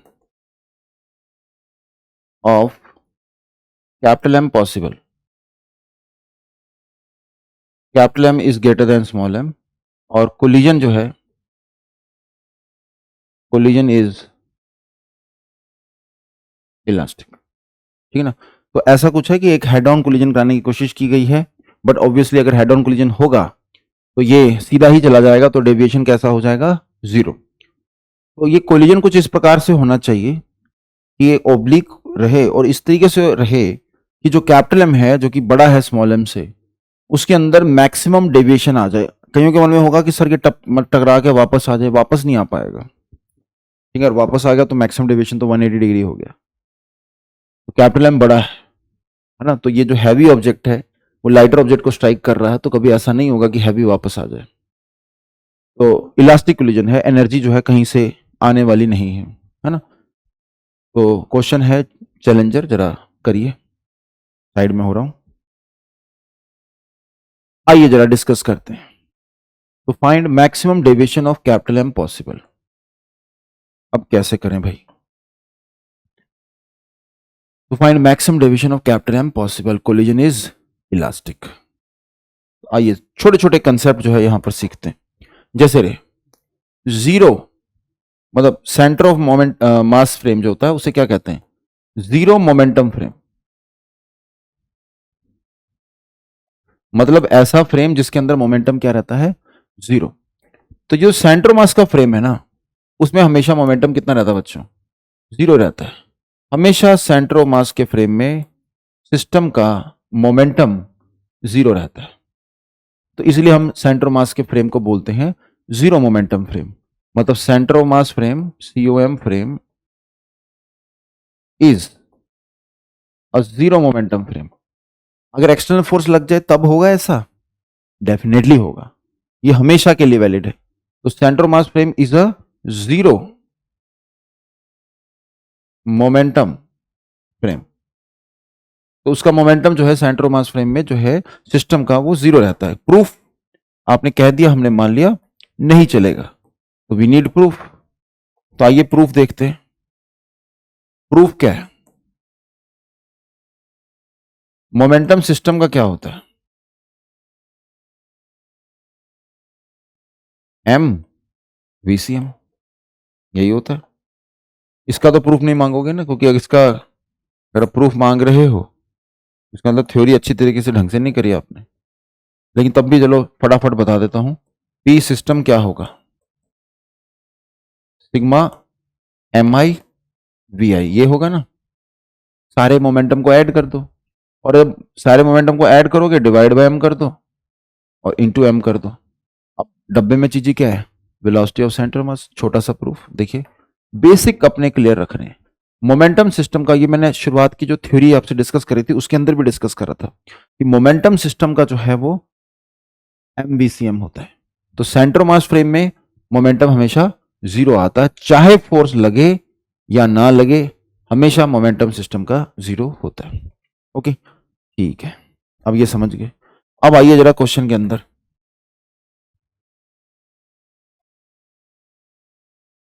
तो ये रहा कैपिटल M, ये रहा small m। Capital M was moving with velocity u। तो velocity of centre of mass कितनी आ गई? Capital M u upon capital M plus small m।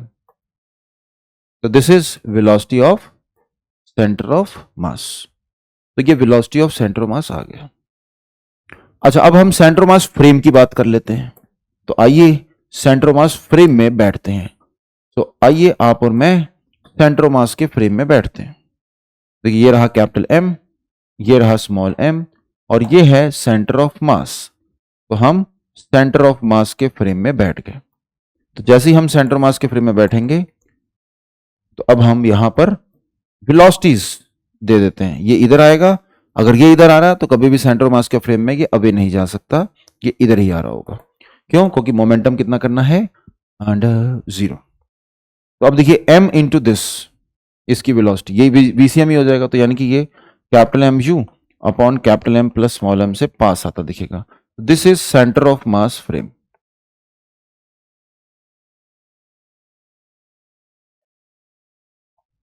ठीक है, और ये कितने से आता दिखेगा? अब मोमेंटम जीरो करना भाई, तो इसको आप कर दो MU upon capital M plus small m।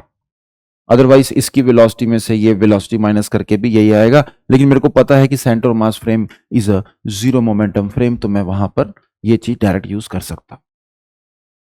अब ये दी मेरे को पता चल गई है, it is a zero momentum frame. Centre of mass frame जो है हमें पता चल गया है ना, कि सेंटर ऑफ मास फ्रेम में मोमेंटम सिस्टम का होता है जीरो। और यहां पर अब क्या करें sir?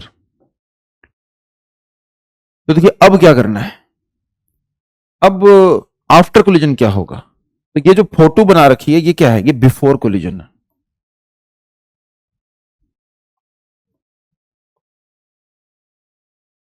This is before collision. क्या? ये वाली। अब मैं चाहता हूं आफ्टर कोलिजन। तो आफ्टर कोलिजन क्या होगा यहीं पर हम समझते हैं ताकि अच्छी तरीके से समझ में आए। आफ्टर कोलिजन तो कोलिजन एक बार हो जाएगा,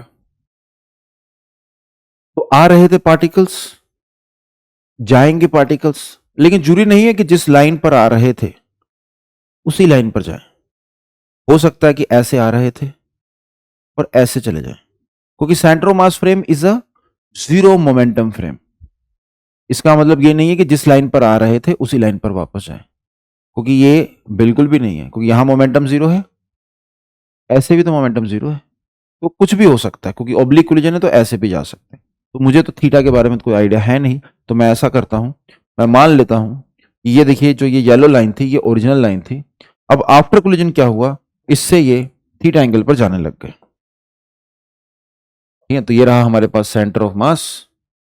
ये सीएम साहब है, तो सीएम साहब अपनी कुर्सी पर बैठे हुए हैं और यहां पर ये है स्मॉल एम और ये रहा कैपिटल एम। अब जो ये स्मॉल एम है, जो स्मॉल एम है वो हमें दूर जाता दिखेगा और जो कैपिटल एम है वो भी हमें दूर जाता दिखेगा।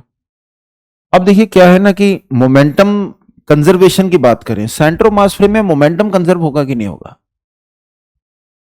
ऑब्वियसली होगा, क्योंकि वो जीरो था तो जीरो रहेगा।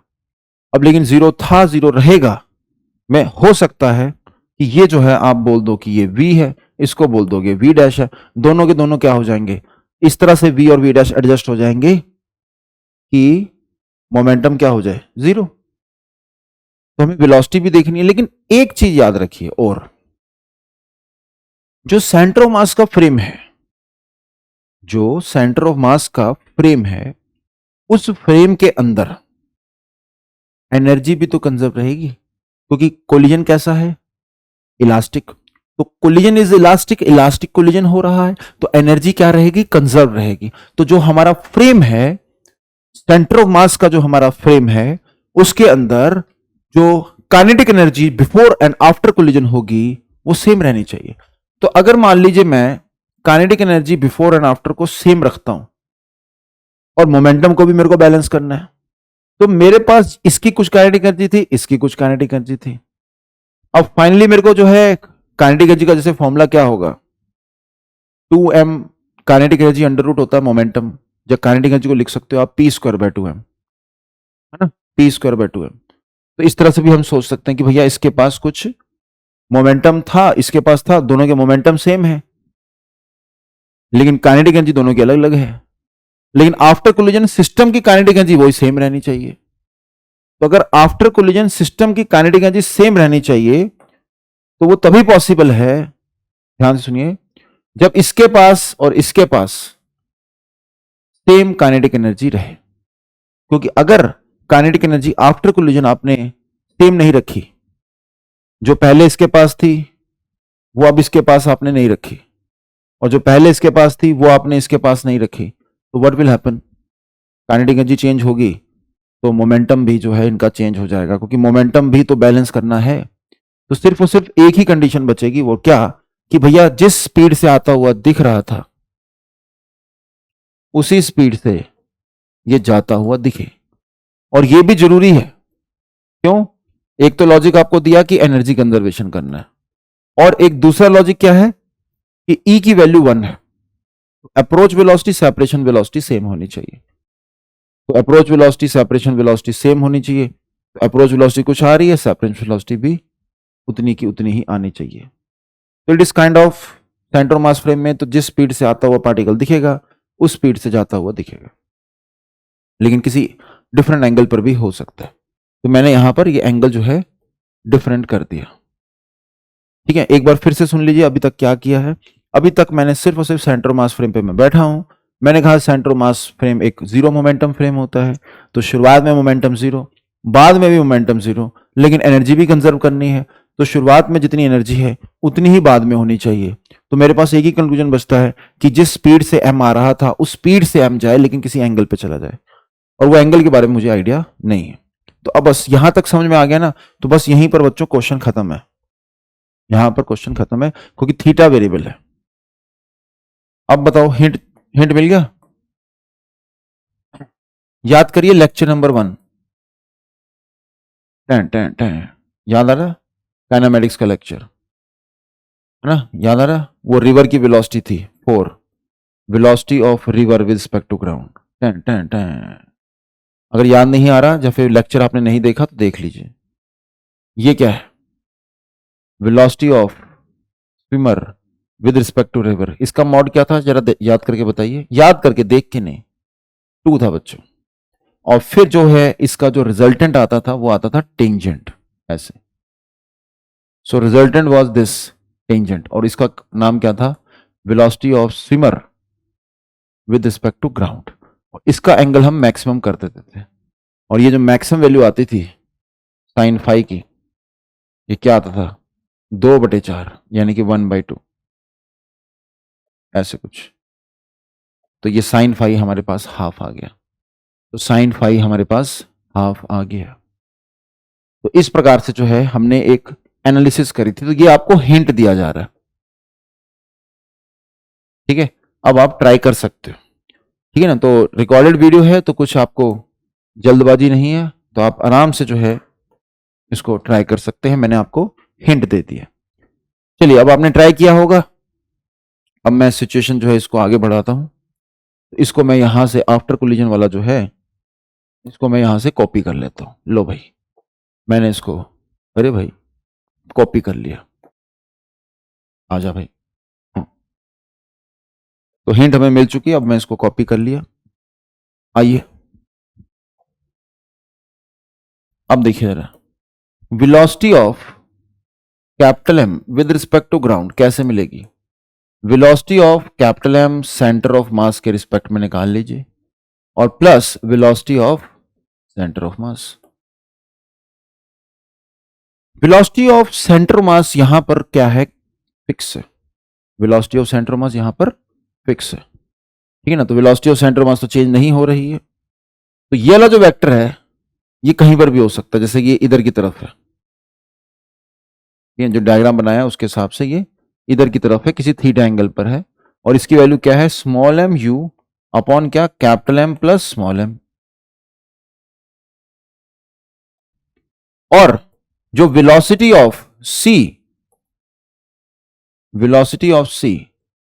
With respect to velocity of C M with respect to ground, centre mass की velocity with respect to centre mass, sorry with respect to ground, वो तो फिक्स है। कितनी थी? हमने निकाली थी कैपिटल एम यू अपॉन क्या? Capital M plus small m. तो ये देखिए, ये मैंने सिर्फ और सिर्फ वैल्यूज डाल दी।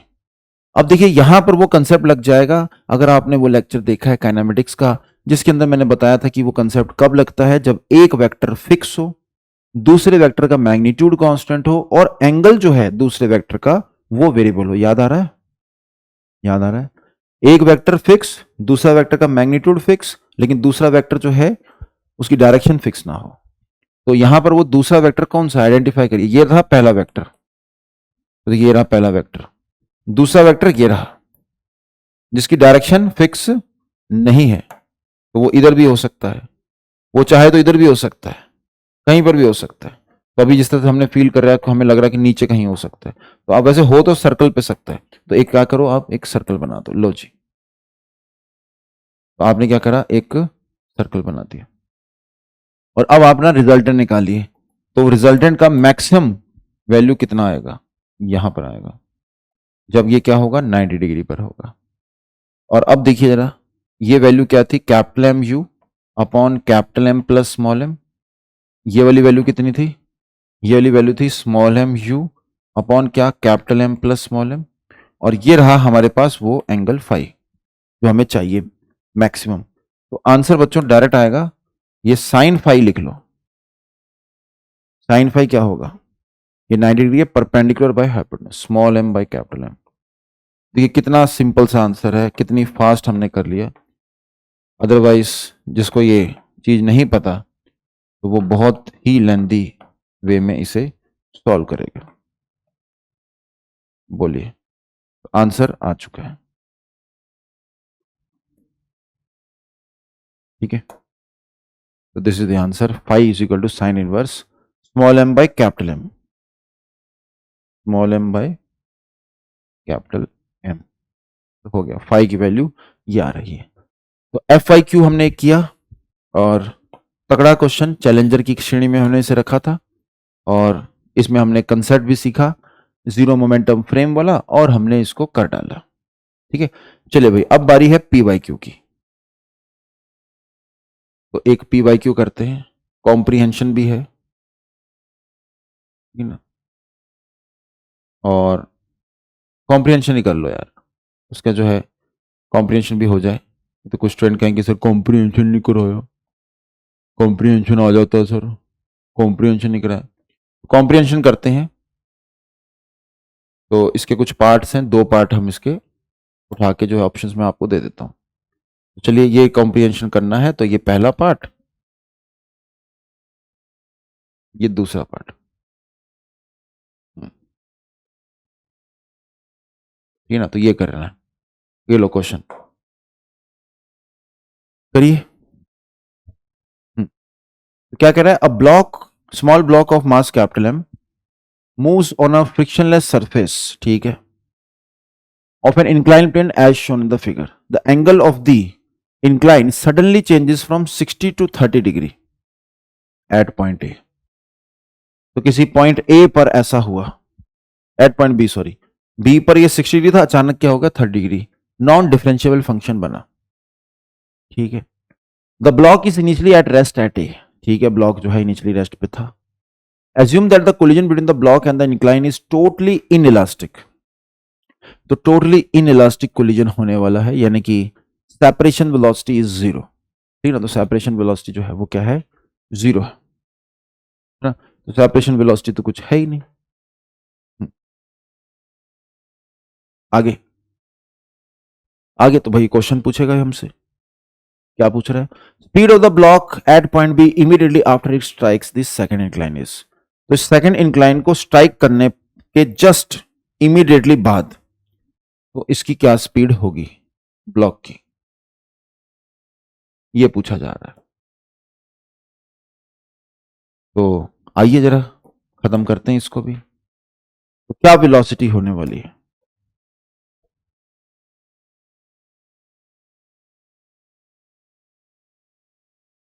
तो speed of the block at point B just after it strikes this second. तो स्ट्राइक करने से पहले वेलोसिटी कितनी, पहले वो निकाल लो। तो उसके लिए बच्चों इसकी हाइट हमें निकालनी चाहिए। तो आइए जरा हाइट देखते हैं। ये है √3 tan 60 degree perpendicular by base, तो ये बाय ये √3 के बराबर है, तो ये आ जाएगा अपने आप 3, है ना, tan 60 √3 होता है। तो परपेंडिकुलर बाय बेस जो है वो √3 है, बेस हमारे पास √3 है, तो परपेंडिकुलर हमारे पास 3 आ जाएगा, है ना। तो इसके पास वेलोसिटी देखिए, एनर्जी कंजर्वेशन लगाओगे तो एनर्जी कंजर्वेशन से वेलोसिटी हमारे पास आ जाएगी। अब जो वेलोसिटी आएगी इसको ध्यान से देखिए, मैं इंक्लाइन प्लेन जो है उसको दिखा रहा हूं। पहले देखिए ऐसे था, और फिर देखिए ऐसे हो गया, ये ऐसे सोचिए, और जो पार्टिकल है उसको देखो मैं ऐसे दिखा रहा हूं। तो देखिए स्ट्राइक करने से पहले वेलोसिटी कुछ ऐसे थी, ये स्ट्राइक करने से पहले थी, है ना, तो ये स्ट्राइक करने से पहले थी। और अगर ये स्ट्राइक करने से पहले थी तो यहां पर ये वैल्यू थी कितनी, मतलब इसकी कितनी वेलोसिटी थी, तो याद आएगा √2GH, √2GH। तो इतनी वेलोसिटी होगी क्योंकि ये h हाइट से गिर रहा है, तो √2GH इसकी वेलोसिटी होगी। अब क्या हुआ कि इस वेलोसिटी के दो कंपोनेंट कर लेते हैं, एक कर देते हैं अलोंग द इंक्लाइन, देखिए ये रही अलोंग द इंक्लाइन, और एक हो जाएगा परपेंडिकुलर टू द इंक्लाइन। उसके लिए हमें एंगल वगैरह ये चाहिए होंगे। तो देखिए जरा मैं इसको एक्सटेंड करता हूं, तो ये देखिए जब मैं इसको एक्सटेंड करूंगा ऐसे, तो ये तो 60 डिग्री है, और ये कितना है 30, है ना, तो दिस एंगल इज 30, ये 60, तो ये एंगल कितना आ जाएगा भाई, तो ये देखिए कितना आ गया 120, तो ये 30 आ गया, है ना, क्योंकि सबका सम 180 डिग्री होता है। तो अलोंग द इंक्लाइन हमारे पास वेलोसिटी आ गई, और एक होगी इंक्लाइन प्लेन के परपेंडिकुलर। जो इंक्लाइन प्लेन के परपेंडिकुलर है उसके लिए आप लगाओगे क्या, ई की इक्वेशन। जब ई की इक्वेशन लगाओगे तो आप लिखोगे separation velocity is equal to zero. तो सेपरेशन वेलोसिटी तो जीरो ही हो गई। तो अगर सेपरेशन वेलोसिटी अगर जीरो हो गई तो ये वेलोसिटी खत्म हो जाएगी। तो बची कौन सी, सिर्फ और सिर्फ ये। तो देखिए मैं जो डिस्कशन कर रहा हूं सिर्फ और सिर्फ बेसिक्स लगा रहा हूं, कैलकुलेशन नाम की कोई चीज ही नहीं। अब आंसर मेरे पास आ गया, आंसर बताऊं क्या होगा, बोलो। आंसर हो जाएगा, जो ये वेलोसिटी निकाली ना इसको यू बोल दो, तो यू कॉस 30, बस। फिर दूसरे कंपोनेंट का क्या, वो जीरो भाई, आंसर यही है। क्योंकि जो दूसरा कंपोनेंट है ना ये वाला, ये इंक्लाइन प्लेन के परपेंडिकुलर है। जो परपेंडिकुलर डायरेक्शन में कंपोनेंट होता है वो जीरो हो जाता है। इनइलास्टिक कोलिजन की यही तो थ्योरी है, क्या भाई, यही तो थ्योरी, और क्या थ्योरी है। तो बस वो आप जीरो कर दीजिए, आंसर आ जाएगा। तो देखिए कैसे आंसर निकालूंगा, तो अंडर रूट में ये 60 आ गया, cos 30 sin 60 यानी कि √3/2। ठीक है, ऑप्शन देखें जरा क्या आ रहा है। तो क्या ऑप्शन आ रहा है, तो याद आएगा रूट में 60 इंटू 3 क्या 4। तो डिवाइड कर लेते हैं भाई, तो 4 1 जा 4, ये 10 है, 15 आ गया, तो √45 आ रहा है। देखो, तो ऑप्शन हमारे पास बी आ रहा है, P/Q हमने कर डाला। देखिए कितना इजी है क्वेश्चन, हवा बना रखा है लोगों ने, एडवांस है क्या, कुछ भी नहीं, बेसिक। लेकिन अब वही होता है कि ये चीजें नहीं उनको पता होती कि हाँ यार इन इलास्टिक कोलिजन है, तो जो वेलोसिटी के दो कंपोनेंट हो गए, एक होगा इंक्लाइन प्लेन के परपेंडिकुलर और एक होगा इंक्लाइन प्लेन के पैरेलल। जो परपेंडिकुलर वाला होगा वो जीरो हो जाएगा। तो ये चीज आपको अब क्लियर है। आगे नेक्स्ट क्वेश्चन देखें, the speed of block at point C immediately before it leaves this second incline is. तो एक बार फोटो लेके आते हैं फिर से, कहां गई फोटो, ये रे, क्वेश्चन कहां गया, अरे हाँ ये मिल गया मिल गया, आ जाओ भाई आ जाओ। तो speed of the block at point C immediately before it leaves the second incline is. तो सेकंड इंक्लाइन के छोड़ने से पहले वेलोसिटी, देखो यहां पर जो वेलोसिटी है इसके पास वो हमें पता चल चुकी है, कितनी है, √, बोलो 45। अब यहां पर बिफोर लिविंग दिस, तो कुछ वेलोसिटी मान लो यहां पर कितनी है v, और क्या कह रहा है before living this second incline. तो सेकंड इंक्लाइन को छोड़ने से पहले इसके पास कुछ वेलोसिटी है। अब तो ये एनर्जी कंजर्वेशन का क्वेश्चन बन गया, क्वेश्चन में कुछ दम ही नहीं है, तो आप ही सॉल्व कर लो भाई, ठीक है ना। तो यहां पर अब आप सॉल्व करेंगे, और P/Q जो है बच्चों आपने सॉल्व करने, ठीक है। तो अब ये P/Q एक, हम अब F/Q ले लेते हैं। आइए जरा F/Q,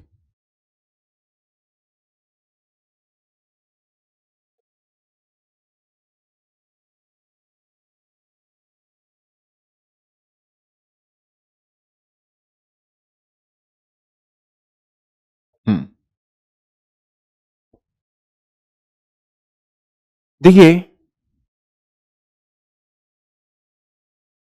हम जनरली क्या करते हैं कि भाई अगर कोई सिस्टम है उसके अंदर बहुत सारे पार्टिकल्स हैं, और अगर वो सभी पार्टिकल सेम वेलोसिटी से चल रहे हैं, तो सेंटर ऑफ मास की वेलोसिटी क्या होगी, वही होगी जो सभी पार्टिकल्स की है।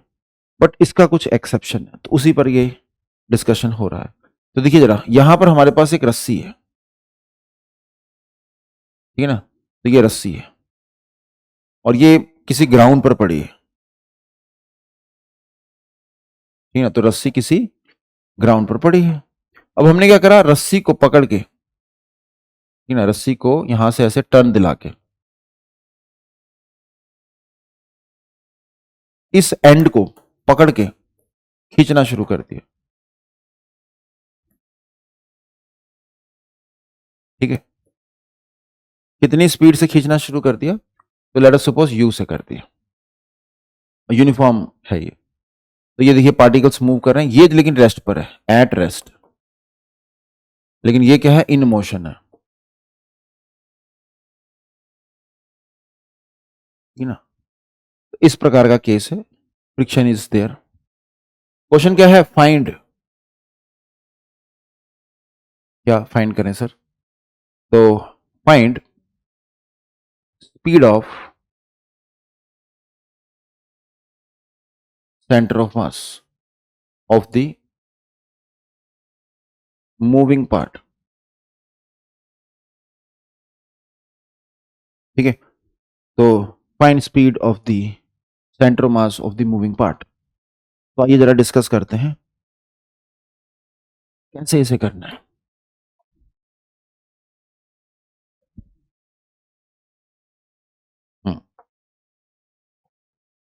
तो देखिए मूविंग पार्ट जो है वो ऊपर वाला जो है ये दिख रहा है, मैं ये मूव कर रहा है। अब इसके सेंटर मास की वेलोसिटी तो भैया ये यू ही दिख रही है, ये तो यू होगा। अच्छा, तो आओ जरा चेक करते हैं। देखिए ये एक एंड है, तो यहां पर एक लेफ्ट साइड में हम एक रेफरेंस फ्रेम ले लेते हैं फिक्स्ड, ठीक है ना। तो this is fixed reference frame. तो ये एक फिक्स्ड रेफरेंस फ्रेम है। तो अगर ये फिक्स्ड रेफरेंस फ्रेम है तो ये देखिए यहां से ये जो है इसको y मान लेता हूं, और ये जो डिस्टेंस है इसको मैं बोल देता हूं x। तो where is centre mass of the moving body, sir centre mass of the moving body is here. अच्छा, अगर सेंटर मास यहां है तो ये डिस्टेंस टोटल कितना है, सर ये है y माइनस एक्स, शाबाश। या फिर ऐसा करो ना, ये तो आपको कोऑर्डिनेट ज्योमेट्री तो आती है, तो अगर इसके मिड पॉइंट के अगर आपको कोऑर्डिनेट चाहिए तो कैसे मिलेंगे, a plus b by two से तो मिलते हैं, तो x plus y by two. तो ये आपको सेंटर मास के कोऑर्डिनेट मिल गए। तो अगर आपको सेंटर मास के कोऑर्डिनेट मिल गए, आपको क्या चाहिए, velocity of centre of mass. तो ये कैसे मिलेगा, d by d t of coordinate of centre of mass, और वो कितना है, x plus y by two है, x plus y by two. तो आप देखो जरा डिफरेंशिएट करो तो आ रहा है d x by d t plus d y by d t, और इस पूरे का क्या, हाफ, यही आ रहा है। अब देखें अगर, तो ये जो एंड है ये तो u स्पीड से जा रहा है, तो इसका मतलब dy बाई डी टी तो u है, इसमें किसी को कोई शक नहीं है। लेकिन what about dx by d T बच्चों, तो जो dx बाई डी टी है, अगर हम इसकी बात करें dx बाई डी टी की, तो ये हाफ हो जाएगा। सर क्यों हाफ हो जाएगा, क्योंकि जैसे मान लीजिए इसकी लेंथ l थी, ठीक है ना, आपने क्या करा, पूरा का पूरा लपेट दिया, ठीक है ना, तो पूरा का पूरा मान लीजिए आपने इस तरह से लपेट दिया। तो पहले ऐसे था कुछ, ठीक है ना, कहां तक था, यहां तक था, मान लो चलो यहां तक था, तो आपने क्या करा, लपेट दिया। जब लपेटोगे तो ये ऐसे आ जाएगा ना, ये देखिए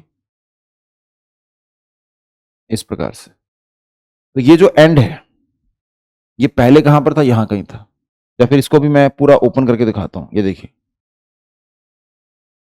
ये देखिए, ये शुरुआत थी, ये शुरुआत की बात थी, t equal to zero, this was t is equal to zero, और ये है एंड, खत्म कर दिया। तो बताइए ये सबसे जो जमीन को टच करने वाला एक्सट्रीम एंड है वो कितना ट्रेवल करा, आधा तो ट्रेवल करा। तो अगर आधा ट्रेवल करा, जब मैं इस एंड को यहां लेके जा रहा हूं तो ये जमीन वाला एंड तो आधा ट्रेवल करा, तो इसकी स्पीड भी क्या आएगी, आधी, जय लॉजिक।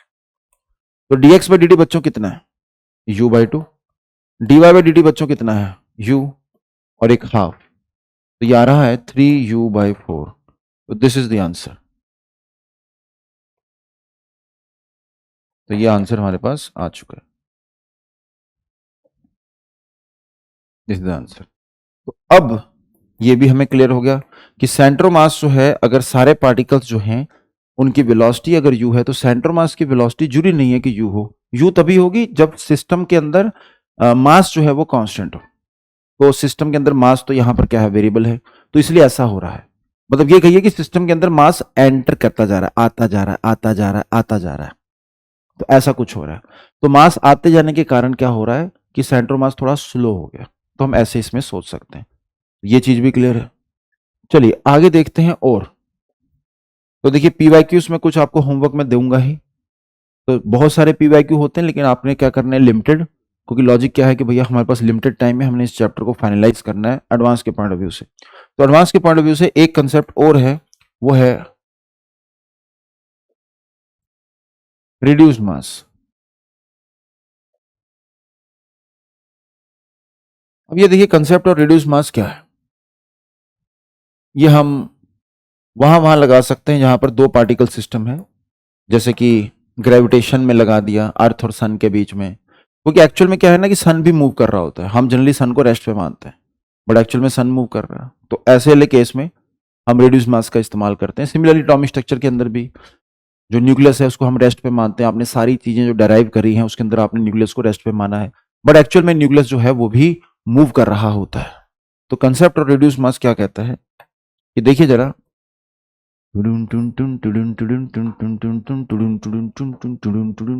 कंसंट्रेशन कंसंट्रेशन कंसंट्रेशन, जैसे दो पार्टिकल्स हैं, ये एक दूसरे पर फोर्स लगा रहे हैं ऐसे और ऐसे। जो ऊपर वाले पे फोर्स लग रही है वो है फोर्स ऑन 1 ड्यू टू 2, और ये है फोर्स ऑन 2 ड्यू टू 1। तो अगर मैं किसी एक पर बैठ के दूसरे के मास को देखूं, फिर से किसी एक पर बैठ के, जैसे मैं इस पर बैठ गया और दूसरे के मास को देख रहा हूं, तो मैं उसको जब देखूंगा तो उसकी कुछ मेरे को एक्सेलेरेशन दिखेगी, एक्सेलेरेशन ऑफ 1 रिस्पेक्ट टू 2, तो ये हो जाएगी acceleration of 1 minus acceleration of 2। यहां तक तो समझ में आ रहा है। अब अगर मैं उसके ऊपर जो फोर्स लग रही है F12 उसको मास से डिवाइड कर दूं तो मेरे को जो है उसकी एक्सेलरेशन मिल जाएगी, तो ये तो बिल्कुल सही लिखा है। और एक्सेलरेशन ऑफ 2 कितनी होती है, F21 अपॉन क्या m2। लेकिन मैं चाह रहा हूं कि नहीं, सब कुछ force equal to mass into acceleration से आए, तो आप क्या करें, यहां पर जो ये F21 लिखा है इसको क्या कर दो, F12 लिख दो। लेकिन जैसे ही आप F12 लिखोगे तो ये माइनस का प्लस हो जाएगा। देखा, ध्यान दिया आपने, क्योंकि F12 is negative of F21, क्योंकि for every action there is equal and opposite reaction, तो for every action there is equal and opposite क्या reaction। तो ये चीज आप यहां पर यूज कर सकते हैं।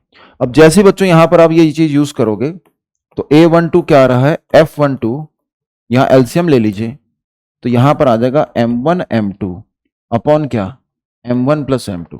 तो आप इस तरीके से कह सकते हो कि जो फोर्स है वो किसके बराबर है, mu into A12, where mu is what, reduced mass. Mu is what, reduced mass. तो ये रिड्यूस्ड मास है, तो म्यू की वैल्यू क्या है, M1 M2 divide by M1 plus क्या M2, तो ये म्यू है। बताइए, ठीक है। इसका मतलब क्या है कि अगर एक पर बैठ के दूसरे का मास देखोगे और फिजिक्स लगाने की कोशिश करोगे तो जनरली हम क्या करते हैं, सूडो फोर्स लगा देते हैं। बट आप सूडो फोर्स नहीं लगाना चाह रहे, somehow you change the theory, you said कि नहीं सर मैं सूडो फोर्स नहीं लगाता। तो मैंने कहा यार कुछ तो चेंज करना पड़ेगा, तो आप कह रहे हो कि सर मैं मास चेंज कर देता हूं। मैं कहूँगा अच्छा भाई, सूडो फोर्स मत लगाना, लेकिन मास क्या कर देना, चेंज कर देना, तो थ्योरी लग गई। तो आप एक तरीके से सूडो फोर्स, जैसे रेफरेंस फ्रेम पे बैठते हो तो जब फिजिक्स लगाते हो तो क्या करते हो, सूडो फोर्स लगाते हो। यहां पर इसने क्या करा, सूडो फोर्स लगाई नहीं। इसमें कहाँ सूडो फोर्स लगाई, रिलेटिव एक्सेलरेशन देखी तो, लेकिन उसमें सूडो फोर्स भी होनी चाहिए थी, बट नहीं लगाई। इसने क्या करा, वो सब कुछ मास के अंदर डाल दिया कि भैया मास को हम चेंज कर देते हैं, तो मास जगह क्या ले लिया, रिड्यूस्ड मास ले लिया। लेकिन ये चीज तब तक लगेगी जब वो सूडो फोर्स है वो म्यूचुअल अट्रैक्शन की वजह से आ रही है, जब म्यूचुअल रिपल्शन की वजह से आ रही है। ओके, तो इसका फायदा क्या है, बहुत सारी जगह पर फायदा होता है। जैसे कि मान लीजिए कोई क्वेश्चन इस प्रकार का होता है कि जी ये बताइए, ये ब्लॉक जो है इसकी तरफ आ रहा है स्मॉल एम मास का V0 स्पीड से, ठीक है, और इसके ऊपर मतलब बिना कोलिजन के ऐसे चढ़ सकता है, ऐसे सोचिए ऐसे चढ़ सकता है, तो एंगल जो है 0 था। कितना ऊपर चढ़ेगा, अब जैसे ये सवाल है तो मैक्सिमम हाइट पूछी जा रही है। तो देखिए आम जिंदगी क्या है, आम जिंदगी, आम जिंदगी जिनको रिड्यूस मास नहीं पता तो वो क्या करेंगे,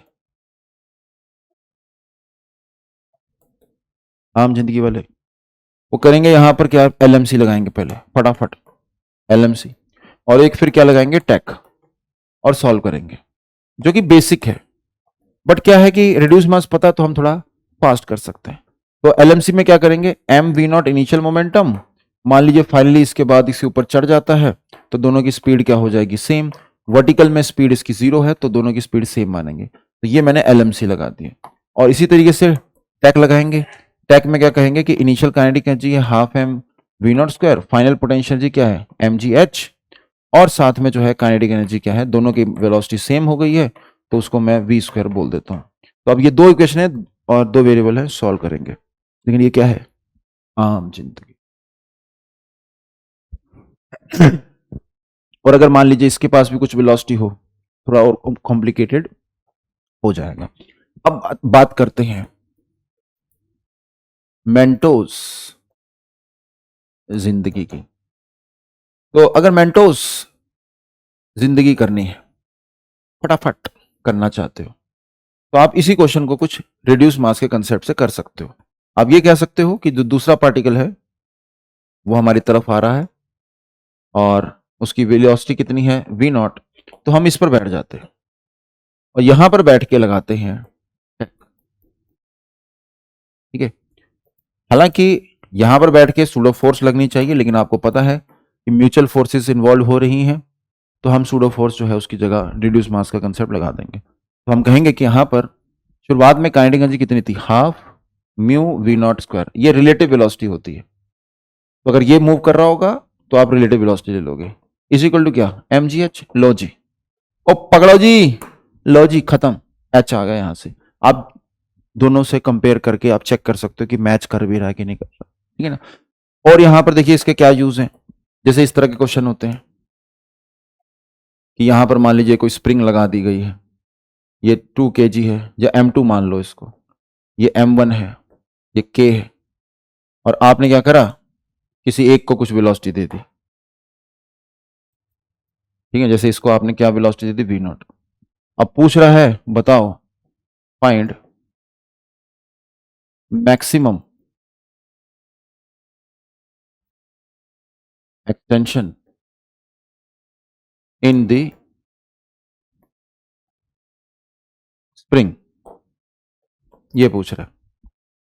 तो बताइए जरा रिड्यूस मास से कैसे करोगे, यहां पर बैठोगे, रिलेटिव वेलोसिटी क्या है हाफ म्यू, मतलब रिलेटिव वेलोसिटी वी नॉट, तो कि काइनेटिक एनर्जी आ गई इज इक्वल टू क्या हाफ के मैक्सिमम एक्सटेंशन, ए कर दो। चलो एक लाइन में आंसर है भाई, चेक कर सकते हो। आम जिंदगी क्या होगी, सेंटर मास की वेलोसिटी निकाली, दोनों के पास वही सेम वेलोसिटी होगी जब एक्सटेंशन मैक्सिमम होगी, तो दोनों ब्लॉक्स जब मूव करेंगे तो दोनों के पास सेम वेलोसिटी होगी। तो एक बार जो स्टूडेंट पहली बार रिड्यूस मास का नाम सुन रहा है तो वो इसको चेक करे कि एलएमसी और टेक अगर दो इक्वेशन बनाते हैं, ग्राउंड फ्रेम से करते हैं, उससे जो आंसर आ रहा है मैक्सिमम एक्सटेंशन का और जो इससे आंसर आ रहा है मैच कर रहा है कि नहीं कर रहा, ठीक है। तो ये चेक करना है। और कहां कहां यूज हो सकता है भैया, सब जगह यूज हो सकता है जहां जहां दो ऑब्जेक्ट्स आपस में फोर्सेस लगा रहे हैं। हाँ एक्सटर्नल फोर्स ग्रेविटी की हो सकती है क्योंकि हम उसको पोटेंशियल एनर्जी के रूप में कंसीडर कर लेंगे, बट आपस में ही फोर्सेस होनी चाहिए, म्यूचुअल फोर्सेस होनी चाहिए। जैसे एग्जांपल लेते हैं एक और, कोलिजन में इसका हेल्प मिलती है। तो एक खतरनाक क्वेश्चन करते हैं, ऐसा क्वेश्चन जो कि बहुत ही मुश्किल लगता है देखने में, देखते हैं जरा आप सॉल्व करते हो कि नहीं करते।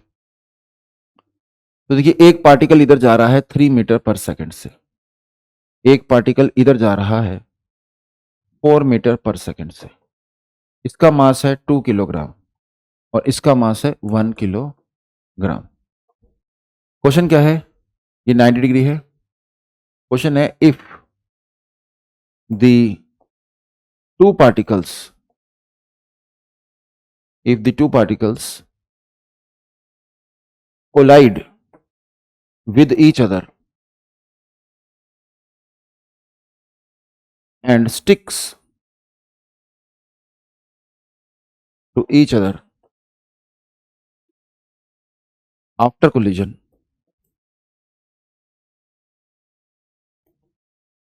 then find loss of kinetic energy।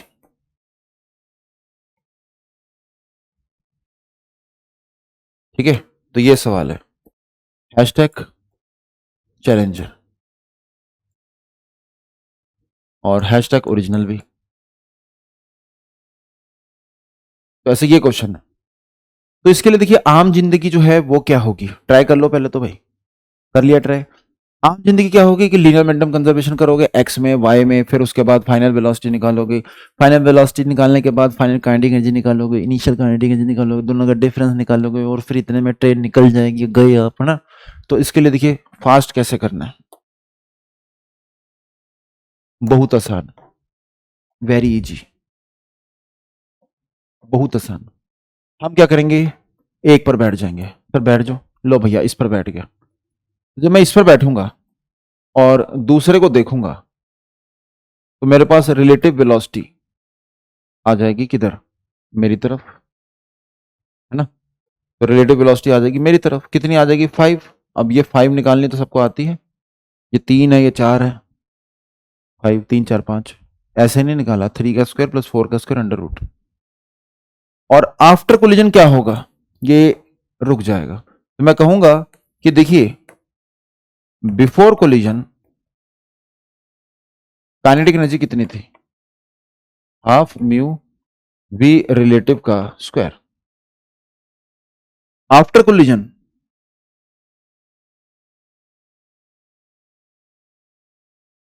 Kinetic energy क्या होगी, आंडा। तो लॉस कितना हो गया भाई, उतना ही जितना इनिशियल था। तो देखिए मेंटोस जिंदगी,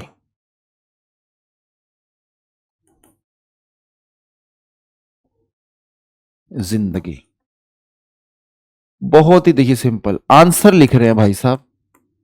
अरे भाई ऐसा भी होता है, ये देखिए ऐसा भी होता है। तो आंसर आ चुका है हाफ म्यू, म्यू कितना है 1 और कितना था 2 kg था ना, तो 2/3 और रिलेटिव वेलोसिटी कितनी है 25, चेक कर लो 50/6 जूल, ये आंसर होगा।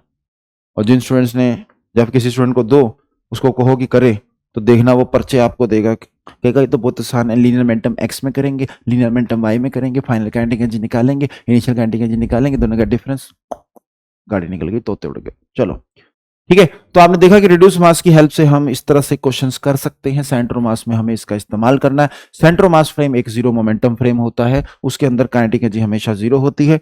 अगर कोई एक्सटर्नल फोर्स नहीं है तो सेंट्रो मास वहीं का वहीं रहता है, वो मूव नहीं करता। अगर कोई वेलोसिटी पहले से है तो सेंट्रो मास उसी वेलोसिटी से मूव करता रहता है।